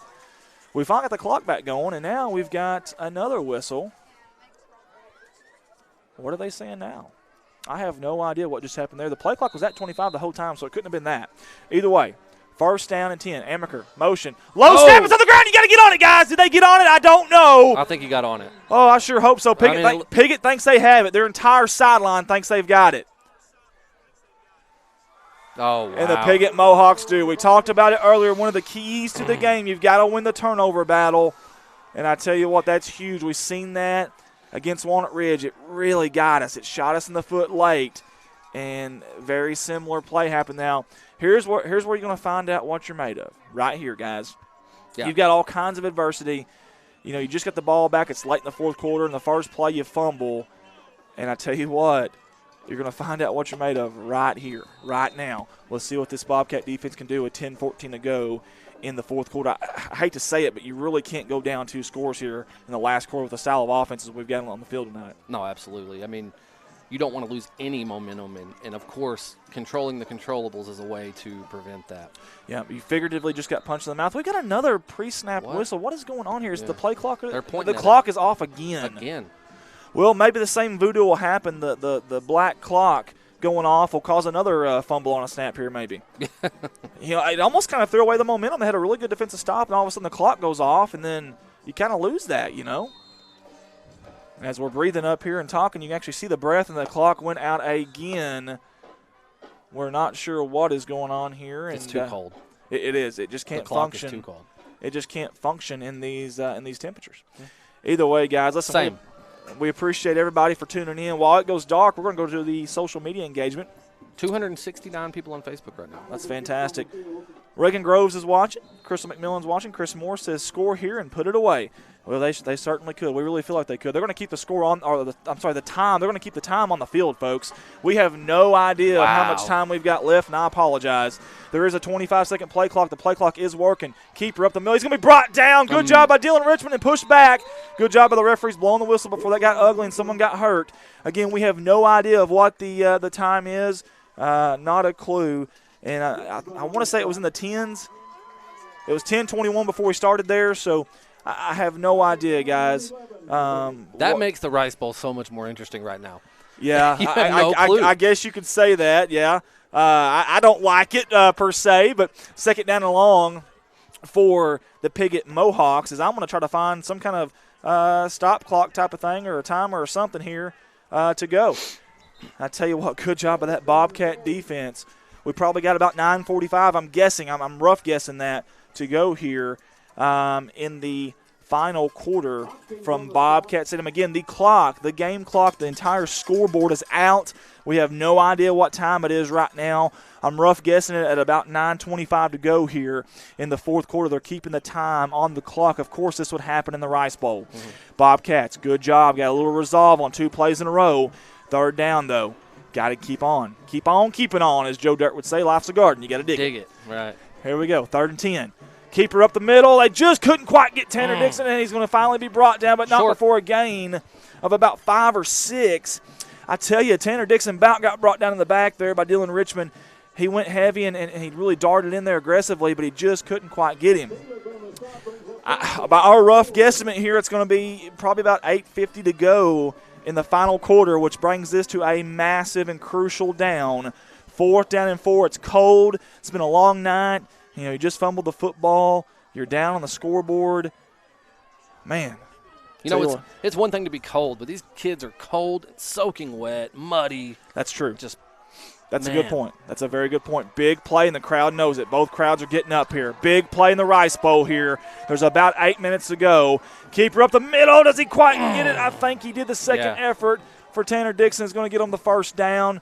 Good job on the tackle there by Comstock. I think he's got 15 tackles on the night, folks. Yep. They're moving the chain. Yes, they are, and with the chain movement means a new set of downs, which means more time is going to come off that clock. Again, scoreboard went dark. It went rogue on us. It went ghost. It's dark. We can't see it. They're keeping time on the field, and our last count was about 9:45. About 2 minutes have gone since then, according to my little stopwatch here. So it's going to bring it to about 7:50, 7:45 to go. 1st down and 10 for Piggott. Shotgun formation. Man in motion, coming from the far side. They're going to hand it off to him. He's going to try to cut it up, and he does. And that's number 2 again, Michael Parker. And he's got positive yards. In fact, he's got about 8 or 9 yards on the play. Hey, and way to stay on his feet, too. It looked like he slipped for a second there, and he just kept going. And good gain. I tell you, the footing is extremely crucial in tonight's game for sure. As the Mohawks are driving here, and you would have to think if they score here, it probably puts this game away. I won't say for sure, because if we could score, we got a guy that can kick onside kicks like crazy. He's done it all year. But you got to get a stop here if you can, if you're the Bobcats. Second down and short. Again, the scoreboard is off. It's ghost. There is a play clock working, though. 12 seconds on it. Shotgun formation. 3 wide to the near side. They are passing. I'm shocked. Pump fake. They're going deep. It's short. Come back to it. Oh, he can't. slipped. He falls. It's going to be caught for a touchdown for Piggott. And Parker Davis is still on the ground. I hope he's okay. I think he's just upset. He turned to come back to the football, and he slipped, and that worked out for Piggott as number 5 there, Holden Tarnow, with another big catch. He's had a bunch of them this year. He's excited, and you could obviously understand why. Wow. This weather playing a huge factor. Absolutely is. That's going to make it 20-8. Piggott over Corning. And, again, the scoreboard's off. We don't have a clue, but I'm going to rough guess it at about 6 minutes to go, about 6.5 minutes, to go in this football game. Piggott going for 2. They're up by 2 possessions now. Quarterback keeper, they fake the handoff up the middle. He bounces. He get enough second effort? I think he does. He's in. Tanner Dixon scores. It's going to make it 22-8. Piggott over Corning here in the Rice Bowl. Again, Piggott has won 7 in a row in this series. This would make their 8th win in a row. If they do that, that ties the longest consecutive winning streak for Piggott in the entire series of the Rice Bowl. And, again, we appreciate everybody for tuning in here. I got several of them on right now. As Donna Ermert says, go Bobcats. Veronica Castro says, go number 2. All the way from South Texas, she said. Wow, fantastic. I'll tell you what, Jake's been a crucial part of this football program, and we sure do appreciate him. And even going forward, he's going to be a crucial part, as he will be coming back next year. Pam Leach says, you can do it, Bobcats. Loving the sportsmanship on both teams. Carol Lingle says, go Mohawks. I agree there. Surprisingly, honestly, I mean, yeah, I kind of do too. And we've got a staffer down there. He said on his camera he actually shows that play being short on the 2-point conversion. Either way, the referee saw it different. They're going to tack on 2. It's still a 2-possession game here as they kick off. Mohawks do. It's going to take 1 bounce, maybe 2. It's going to be bobbled there by the Bobcats. They finally jump on. I think that's Parker Davis. I don't know for a fact. It is. Parker Davis did get on the football there, so that's good. Again, the scoreboard is off, completely off. We have no idea how much time is left in this football game. And listen to the Piggott Mohawk faithful right now. They are excited. They are loud. They are proud, as they should be. And there's a lot of them. Yeah, it's cold out here, and they are out here supporting. Yeah. That's awesome. I totally agree. I couldn't agree more. Listen, this ball game is not over, though. By our count, we got about 6.5 minutes to go. We're down 2 possessions, but listen, we've seen crazier things. And watch number 1 down here. There's no safety help right now. No safety help at all. Let's see what happens. And that's where they're going. They're going to number 1. No safety, 1-on-1. Bobbled, he almost brought it in. It looked like there's a little bit of early contact there. They're not going to call anything. We had just talked about that. And we talked about number 1, and boom, they went right to him. The ball was thrown just a little to the inside. But, again, it's hard to grip that ball right now. And it's definitely hard to turn around. I mean, once you get going, the water and the mud, it's messy. It is. It is 2-possession game right now. And the clock, the scoreboard is back to work, and it's showing 6:41 on the clock, and that's about what we had. We're not too. That's pretty impressive. We're pretty good now. We're pretty good. I tell you what, we're going to turn that off. Turn my little timer off there. 6:41 to go here in the fourth quarter. 22-8 Piggott. Second down and 10. Back. They're going deep again. He thrown up high. Bo Young, and he doesn't have him. Matter of fact, it's intercepted. No, Bo Young swatted it away just in the nick of time, and that's number 3, Tanner Dixon, who almost went up and picked it off. You know, they're airing it out here. They're trying. They know what they've got to do, and they know they got to do it in a hurry. And I don't mind that. And, you know, again, just put a little bit too much air underneath it there. But, again, it's so tough out here in these conditions to really get a good handle on the football. And, again, 6:36 to go here in the fourth quarter. The 81st edition of the Rumble in Rice Country. Corning leads the overall series 39-38-3. They're actually asking to cut off the scoreboard. Why is that? It's showing 6:36. They're wanting the scoreboard shut off, and I don't understand. Andy, I've never seen that before. In my life, I've never seen them ask for the scoreboard to be shut off. You know, it's a football game. We don't need a scoreboard. Whatever. We'll play all night if we have to. But 6:36 to go, and guys, again, we have no idea here. We're going to try to keep up with this clock if we can here. I'll do my best on my little stopwatch here. But 6:36 to go. Bobcats are down by 2 possessions. Screen pass. Gutierrez overthrown, picked off by number 2, Michael Parker, and he's got nothing but green, or I should say brown grass in front of him. Touchdown, Piggott. And that's going to be with about 6:29 to go. And that may be the dagger, folks. That may be the dagger there, as Piggott's going to go up 28-8. He had his eyes on the quarterback the whole time. As soon as he let it go, he knew it was his. Yeah, and I tell you, they had pressure back there. And honestly, they did a good job of the play call, because you want to use that pressure against them, that aggressiveness against them. There was just one guy that didn't bite on it, and if that one guy does bite on it, my goodness, Gutierrez is probably still running right now. Great play call. It just did not work out how we needed it to. Maybe a little too much air on the ball. Of course, you always want your receiver to come back towards the football if he can, but it's really, really tough, in that instance. So either way, Piggott going for 2 man in motion. That's Parker. They're going to hand it off up the middle. He's going to break a tackle, spin, move, little spin cycle there, and he's going to score. It's going to make it 30-8. Piggott.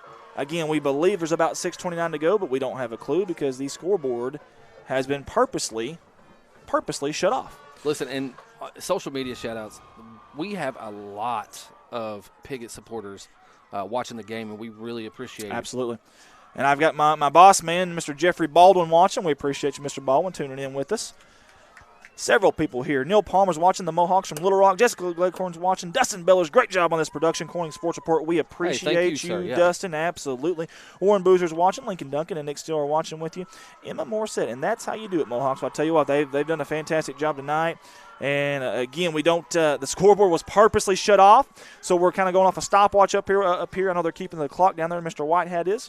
There was 6:29 was our understanding to go.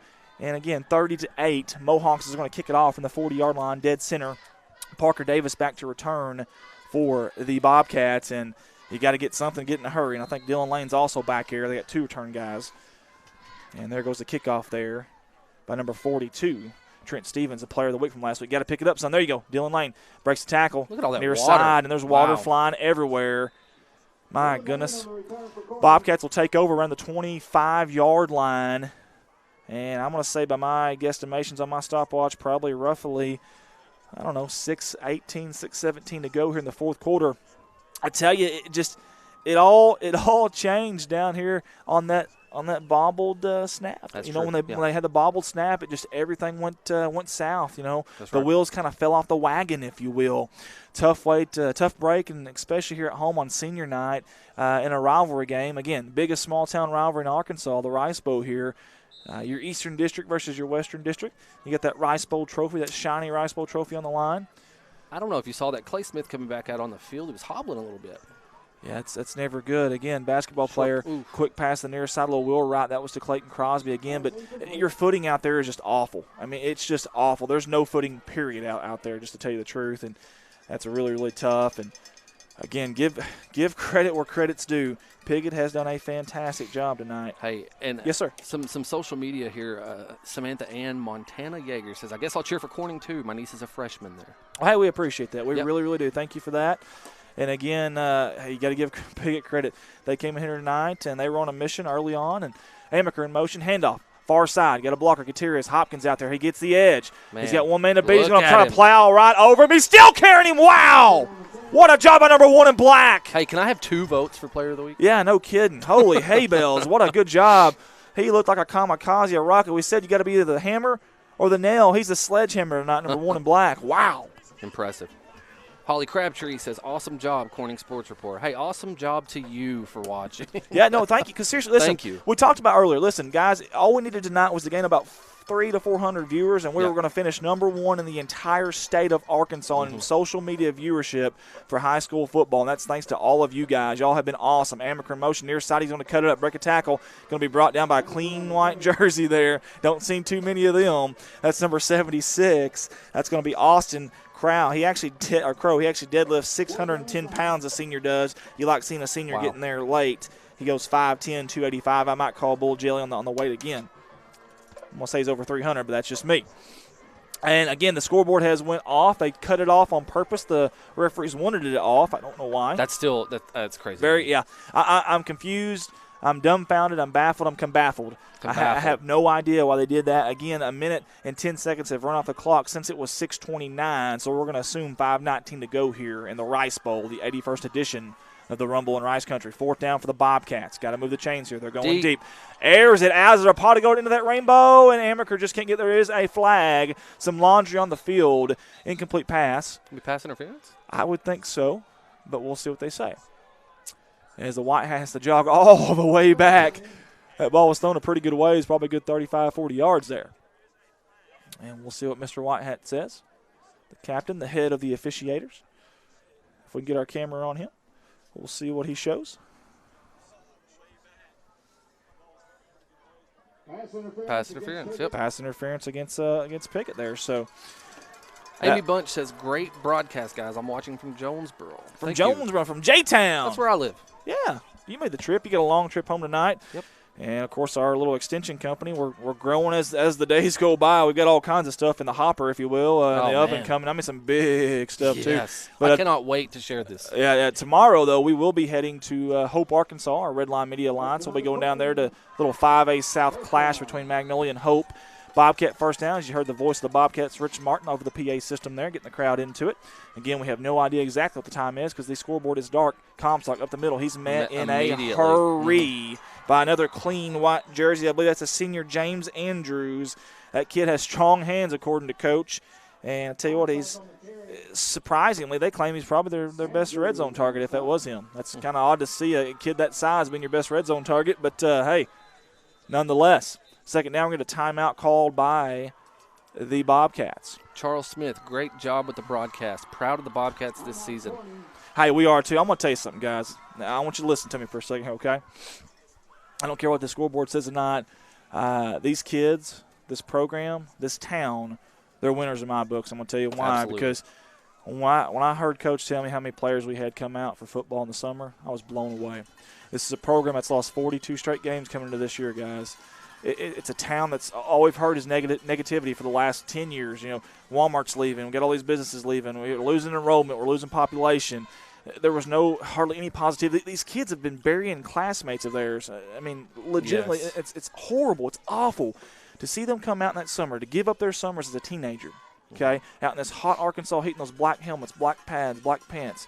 Man, that's freaking awesome. That's flipping awesome. I shouldn't be saying freaking on the air, but I don't care. I'm so proud of them for that. I got to say, I don't care what our record is at the end of the year. I mean, obviously we do, but, I mean, this is a win for me. Well, here's my thing, dude. I don't know what we expected on the win column per se, but you wanted to build the foundation, flip the script, and change the narrative. They have done that. Coach Treadway and the staff has done that. He's got these kids believing, and that was the biggest thing. He's got that out of the way. Gutierrez handoff. He's trying to break some tackles. He's still going. Good effort, but good job by number 5 of Piggott, Holden Tarno there with a tackle. Holden against a senior in his last game, and he's played his heart out, and he's been a big factor for the Piggott Mohawks tonight. Trey Stallings watching all the way from Alaska. We're going north to Alaska. Well, Trey, we'll be in your area in August. Have we made that yet? Have we made that? Have we told anybody? Oh, it's okay. Okay. We've got all the okays for it. We've got to do some fundraising. We've got to get about 10 grand to make the trip. But we're going to live stream football from the top of the world, literally, the edge of the earth. Yes. No one's ever live streamed a football game north of the Arctic Circle. We'll be the first company to ever do that. Santa is going to let us stay at his house. It's a whole thing. It's awesome. We appreciate that, too, as Clayton Crosby and Gary Comstock come on late here. But, the first company to ever live stream north of the Arctic Circle. That'll be us. We called Guinness Book of World Records. They said, hey, we can't find anybody else that's done it. We believe you, but we're not going to use that as a Guinness Book of World Record inductee. So we tried. We tried. As the Bobcats will be marching back here. It'll be a third down and very long. And, folks, I quit even trying to keep the time here.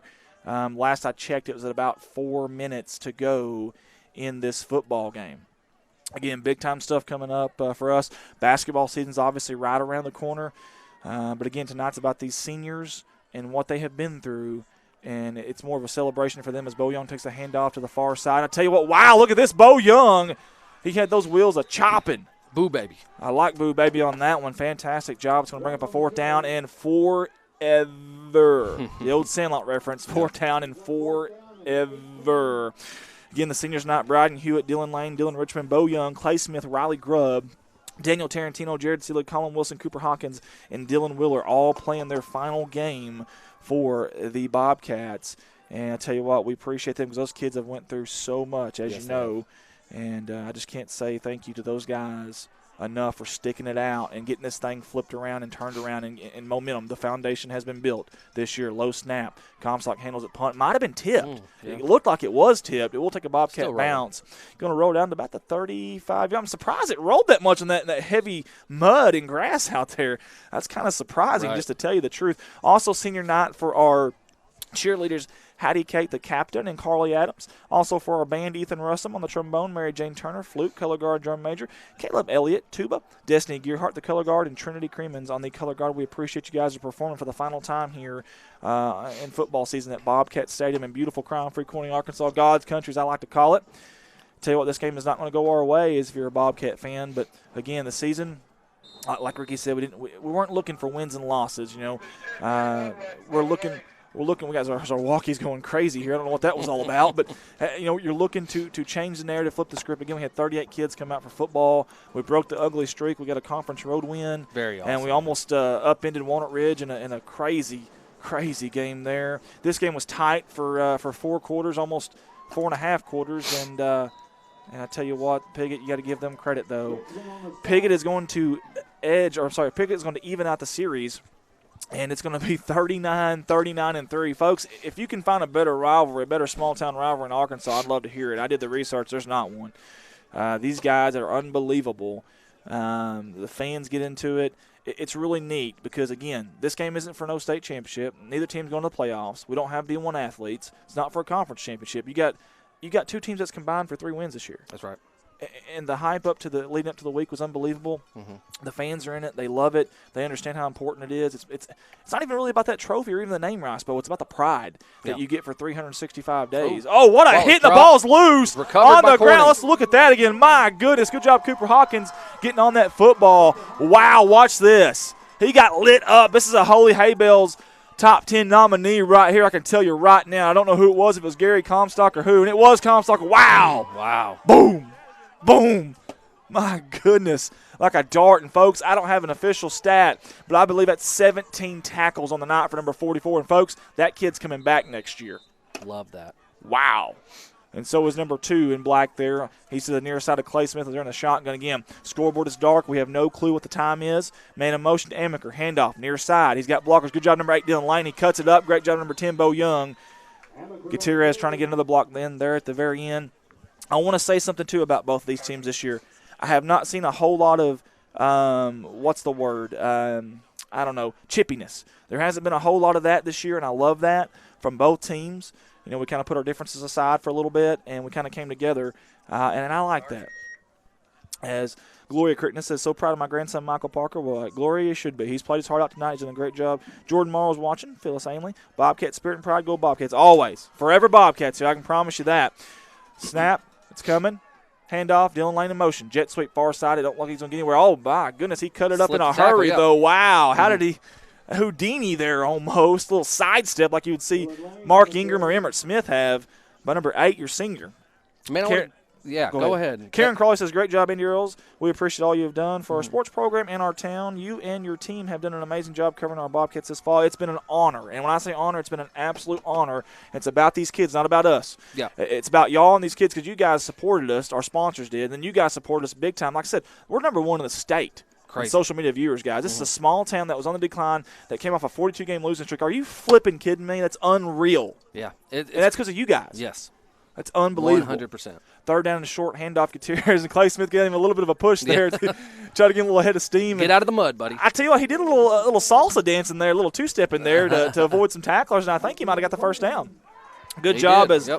as Mr. Rich Martin, our voice of Bobcat, says first down. The confetti goes off. Cindy Art says extremely proud of these young men, and we are too. Logan Lunsford's watching. Miss Rapert says proud of the Bobcats. We are too. Charity Pennedy is watching. Stephanie Hamping is also watching. We appreciate you guys. Again, Bobcat basketball is right around the corner. We'll be live here Monday night at Bobcat Gymnasium. covering the basketball game. We can't see the scoreboard. Is that it? I think, folks, that might be the football game. It is. Your Piggott Mohawks have just won the 81st edition of the Rumble in Rice Country, the Rice Bowl, by a score of 30-8. That'll even up the entire series. 39 wins for Corning, 39 wins for Piggott, 3 ties overall. Unreal, unbelievable. Give Coach Harrell and the Piggott Mohawks credit. Folks, we got to pay some bills, but listen, we'll be right back. We're going to recap this season, this game and this season. Please stay with us. You're going to hear from our sponsors here in just a second. We'll let them be seen. We'll let them be heard, and then I want you to come back with us, okay? Please stay with us. We want to talk about some stuff, and we'll be right back. Again, you've been listening to and watching Bobcat Football Live via Corning Sports Report. We'll be right back, folks.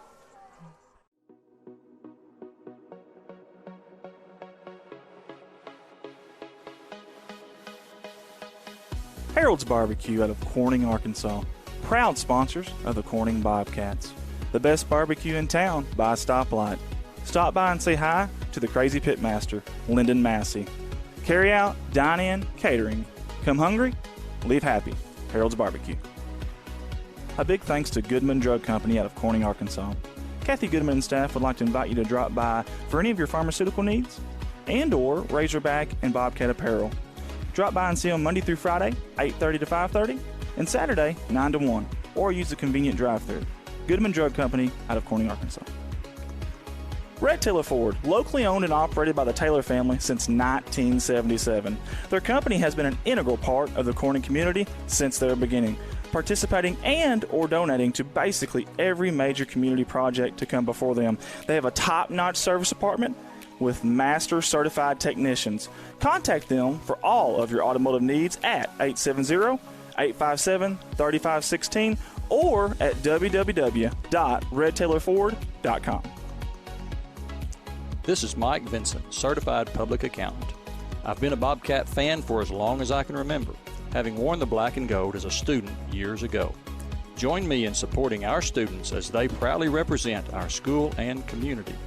And come see me on 2nd Street in downtown Corning for all your tax and accounting needs. Go Bobcats. CSR would like to thank Parkview Restaurant of Corning, Arkansas for their sponsorship. Parkview offers breakfast, lunch, and supper, including daily plate lunches, and they have a daily with a variety of lunch meats and nightly specials. Amy and Danny and Jordan are big supporters of Corning Bobcat Athletics. Thank you to Parkview Restaurant. A special thanks to Richardson Family Dentistry out of Corning, Arkansas. Locally owned, locally operated, a fine dental office with a great staff that are all proud sponsors of the Corning Bobcat Athletics program. Richardson Family Dentistry. Your local Farm Bureau Insurance Company introducing Ag Promise, an exceptional policy that protects everything farmers rely on. Ag Promise is a competitively priced, easy to understand, and tailored to meet your specific needs. That's Farm Bureau's commitment to you, and they have a team of local agents and adjusters ready to back it up. Give them a call today to protect your agribusiness. It's not complicated, it's a promise. Ag Promise, 870-857-6788. Hey all you Bobcats, this is Ty Price of Price Farms, and I want to challenge everyone to attend at least 5 football games this year. Let's show our boys that we believe in them. Remember, once a Bobcat, always a Bobcat. A special thanks to Solace Grain Bins and S&L Irrigation on their sponsorship. Whether it's grain bins, wells, pumps, underground pipe, or any service of that nature, Solace Grain Bins and S&L Irrigation will take care of you. Rhonda and Jerry Solace would like to wish the Bobcats the best of luck on the upcoming season. First Choice Healthcare in Corning, Arkansas, proud sponsors of Corning Bobcat Athletics, celebrating 25 years of community health care. At First Choice Healthcare, we practice compassionate, affordable health care for everyone to help improve lives and build healthier communities. First Choice Healthcare, your community, your health. CSR would like to give a special thanks to B&B Well Drilling out of Peach Orchard, Arkansas, for their continued support of Corning Bobcat Athletics. Brian and Lisa Bass are proud graduates of Corning High School, and they invite you to call them for any of your well drilling needs. 870-215-3808, B&B Well Drilling. A big thanks to Clay County Electric Co-op out of Corning, Arkansas for their sponsorship. CCE is an electric utility company in Clay County with dedicated workers and a friendly staff, and have always been proud supporters of Corning Bobcat athletics. Clay County Electric Co-op, 3111 US 67 Corning, Arkansas, 870-857-3521. A special thanks to Woolard Flying Service out of Corning, Arkansas for supporting Bobcat athletics. Matt Woolard would like to wish the Corning Bobcats the best of luck this season and also remind them that the sky is the limit. Woolard Flying Service, 870-857-3839. A special thanks to Civil Engineering Associates for being proud sponsors of Corning Bobcat athletics. 2 locations, one in Jonesboro, one in Poplar Bluff. Professional engineer John Seelig of CEA would like to wish the Corning Bobcats the best of luck on the upcoming season. Keith and Rhonda Turner of K-Ron Farms would like to encourage the community to support the students of the Corning School District. Whether it is a sporting event or an academic accomplishment, these students are representing our school. We need to let them know how proud we are of them. Let's show our Bobcat pride. It's great to be a Bobcat. K-Ron Farms. Looking for a good and reliable used car? Stop by and see the father-son combination of Mark and Kyle Williams at Mark's Car ER Auto Sales. Proud sponsors of the Corning Bobcats, locally owned and operated, 870-565-5046. Wiedemann Farms, 561 County Road 131 in Corning, Arkansas. Wiedemann Farms has been serving the Corning community since 1978. Larry and Mary Wiedemann are proud supporters of not only the city of Corning, but of Corning Bobcat athletics. Wiedemann Farms, go Cats. The Corning Sports Report would like to give a special shout out to Boschlicker Brothers Farms for sponsoring our endeavor. The Boschlickers have always been avid Bobcats and avid supporter of all things Corning athletics. Thank you again, Boschlicker Brothers Farms. First National Bank takes the banking experience and customizes it to fit you. Whether it's supporting your Corning Bobcats or saving you time by eliminating trips to the bank, First National Bank puts you first, always. Member FDIC and equal housing lender, First National Bank. Corning Sports Report would like to give a special shout out to Jeremy and Amanda Wiedemann out of Corning, Arkansas. Extremely kind-hearted people who not only support the community, but they also support the Corning Bobcat athletics. Jeremy and Amanda Wiedemann.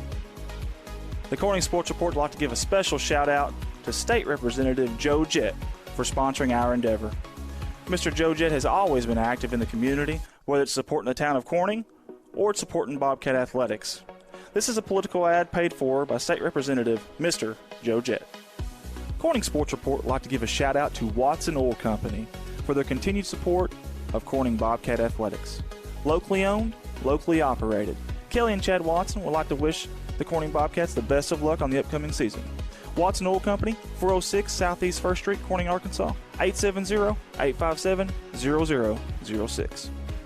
Most of us are more comfortable doing important business with people we know and trust. You've been running into shelter insurance agent Kirk Scobie in Corning at church, at the grocery store, and the county fair for more than 25 years now. If personal service, trust, and easy access to your insurance agent are important to you, give Kirk Scobie or his team a call. Contact Kirk Scobie and ask about a free personal protection review for your auto, home, or life insurance today. From all the guys here at CSR, we'd like to give a special thanks to Mike Townsend. Mike Townsend is the owner and operator of Mike Townsend Farms, LLC out of Corning, Arkansas. Whether it's grain, lime, hay, byproducts, gravel, and litter, Mike Townsend Farms covers it all. Again, thank you to Mike Townsend Farms, LLC. Corning Sports Report would like to give a shout out to Rockwell Farms out of Peach Orchard, Arkansas. Logan and Karen Rockwell have been avid supporters of not only the city of Corning, but of Corning Bobcat athletics. Logan and Karen would like to wish the Corning Bobcats the best of luck on the upcoming season. Rockwell Farms. CSR would like to give a special shout out to Heritage Ag out of Hoxie, Arkansas. Serving Arkansas farmers since 1966, leading the farm equipment industry into the 21st century. Call Brody Morrow, salesman, at 870-886-6663 or 870-809-1822, Heritage Agriculture of Arkansas. Hunting for a deal? Look no further than Legacy Equipment. Get a 1023E with loader as low as $133 a month. Need something bigger? Take home a 3025E with loader as low as $201 a month. Plus, take advantage of 0% for 84 months on all new John Deere Company utility tractors.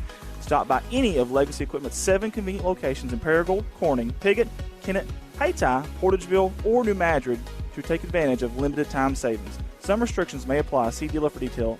Offer ends November 1st, 2019. When you need to find a part at a price that's right, that red and blue sign is just within sight. Roll in to CarQuest and roll on.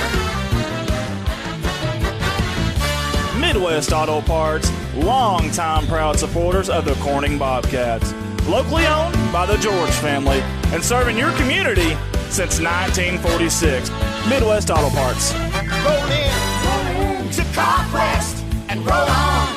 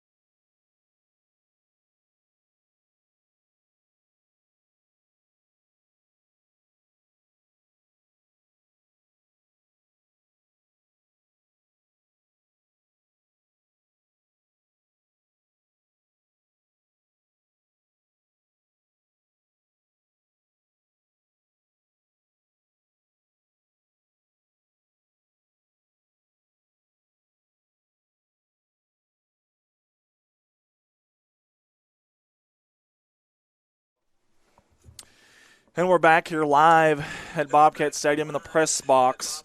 It's a tough night if you're a Bobcat fan, obviously. We fell to Piggott 30-8, as you can see there on the Rice Bowl logo scoreboard there. Tough night, again, for the Bobcats. But listen, hey, full perspective here. I tell you what, I'm really proud of these guys. I really mean it.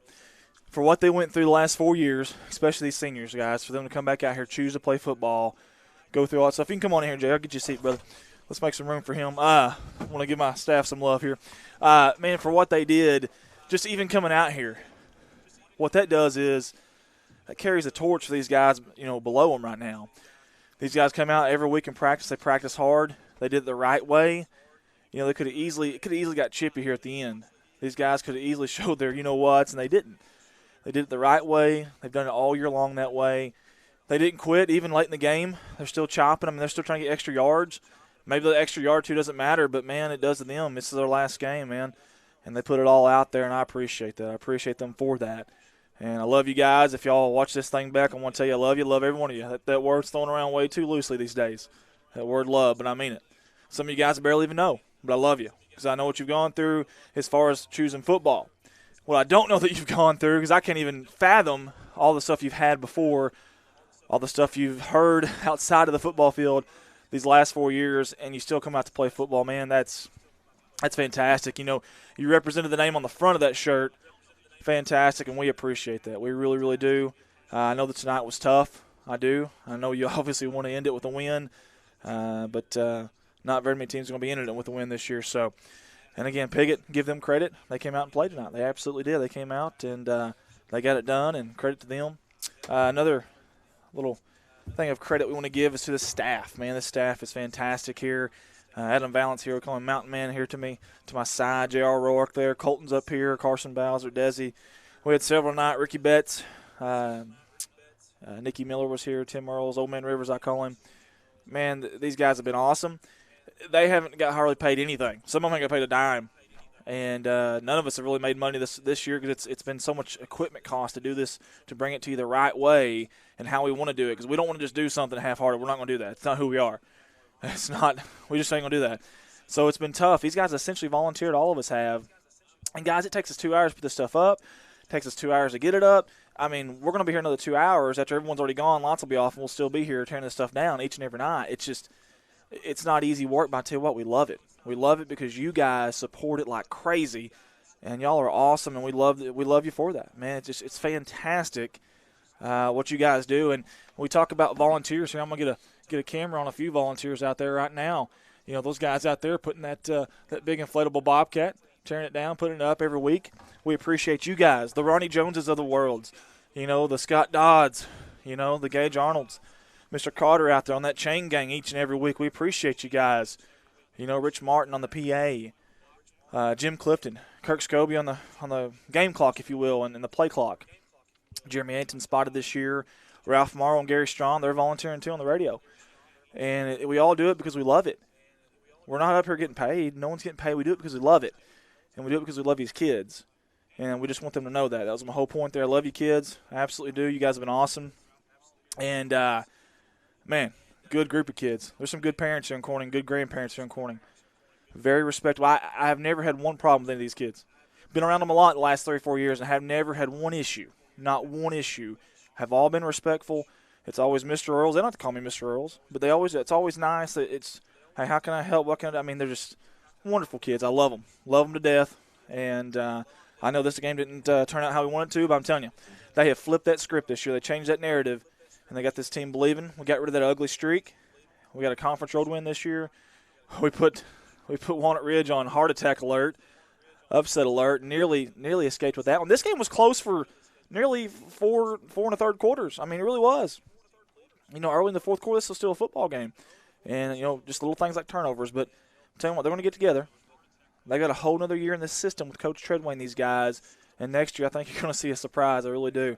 This year's a surprise, honestly, to tell you the truth. Like I said, the teams that we lost to this year until Piggott were like 46-17. That's a 74% winning percentage, guys. That's crazy.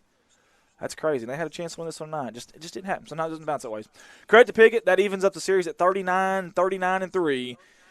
Next year will be the 82nd game in this storied rivalry, and it'll be from Piggott. And it's crazy how close this series is. Unbelievable. Give them credit again, though. Guys, thank you so much for tuning in. I'm sure we got our 300 or 400 viewers that we needed to finish first, and that's awesome, man. Were we 3 months in existence? Probably, barely. Yeah, and we're number one in the state in views and social media. That's unbelievable. You guys rock, man.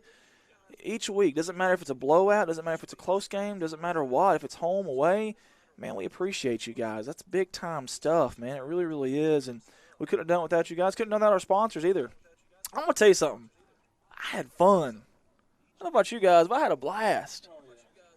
I had an absolute blast doing this, and I hate to see the football season end. I know we've got a basketball season. I mean, it's a quick turn. By the way, our first game's Monday night, by the way. We're going to cover we was hoping to cover the senior girls and senior boys. The senior girls game is actually before the junior boys, so we were hoping it would be the opposite. So I don't know if we can get that senior girls game in, and I apologize. And listen, bear with us, because that first time we do that, I don't know how it's going to be. Okay, first basketball game Monday. We hadn't even set up. Don't have time to set up. We're going to Hope, Arkansas tomorrow with our Redline Media company. Redline Media Alliance will be streaming the Hope and Magnolia football game. Next Friday on that same company, we'll be streaming the EPC Warriors playoff football game. We've got some wrestling coming up November 16th on there as well. We've got something really big in the works that we got the okay on today, and we just got to get some details figured out, but it's massive, something I never thought we'd even get to in our long-term goals, our top-shelf goals, and sounds like we're going to do it. It's just that's Lord has blessed us, and you guys have blessed us, and we appreciate you. Thank you so much. Man, it's tough tonight. It is. So if you see these kids this week, anytime at all, at school, out in the town, maybe the grocery store, maybe the drive-thru at McDonald's, man, pick them up. Pick them up, especially seniors, man, because what they've been through, none of us could ever fathom or understand. Be there for them. Pick them up. Tell them you love them, because I know I do. Man, for everybody here at Corning Sports Report, this is our last football stream. We appreciate you. Good night, everybody. As always, go Cats.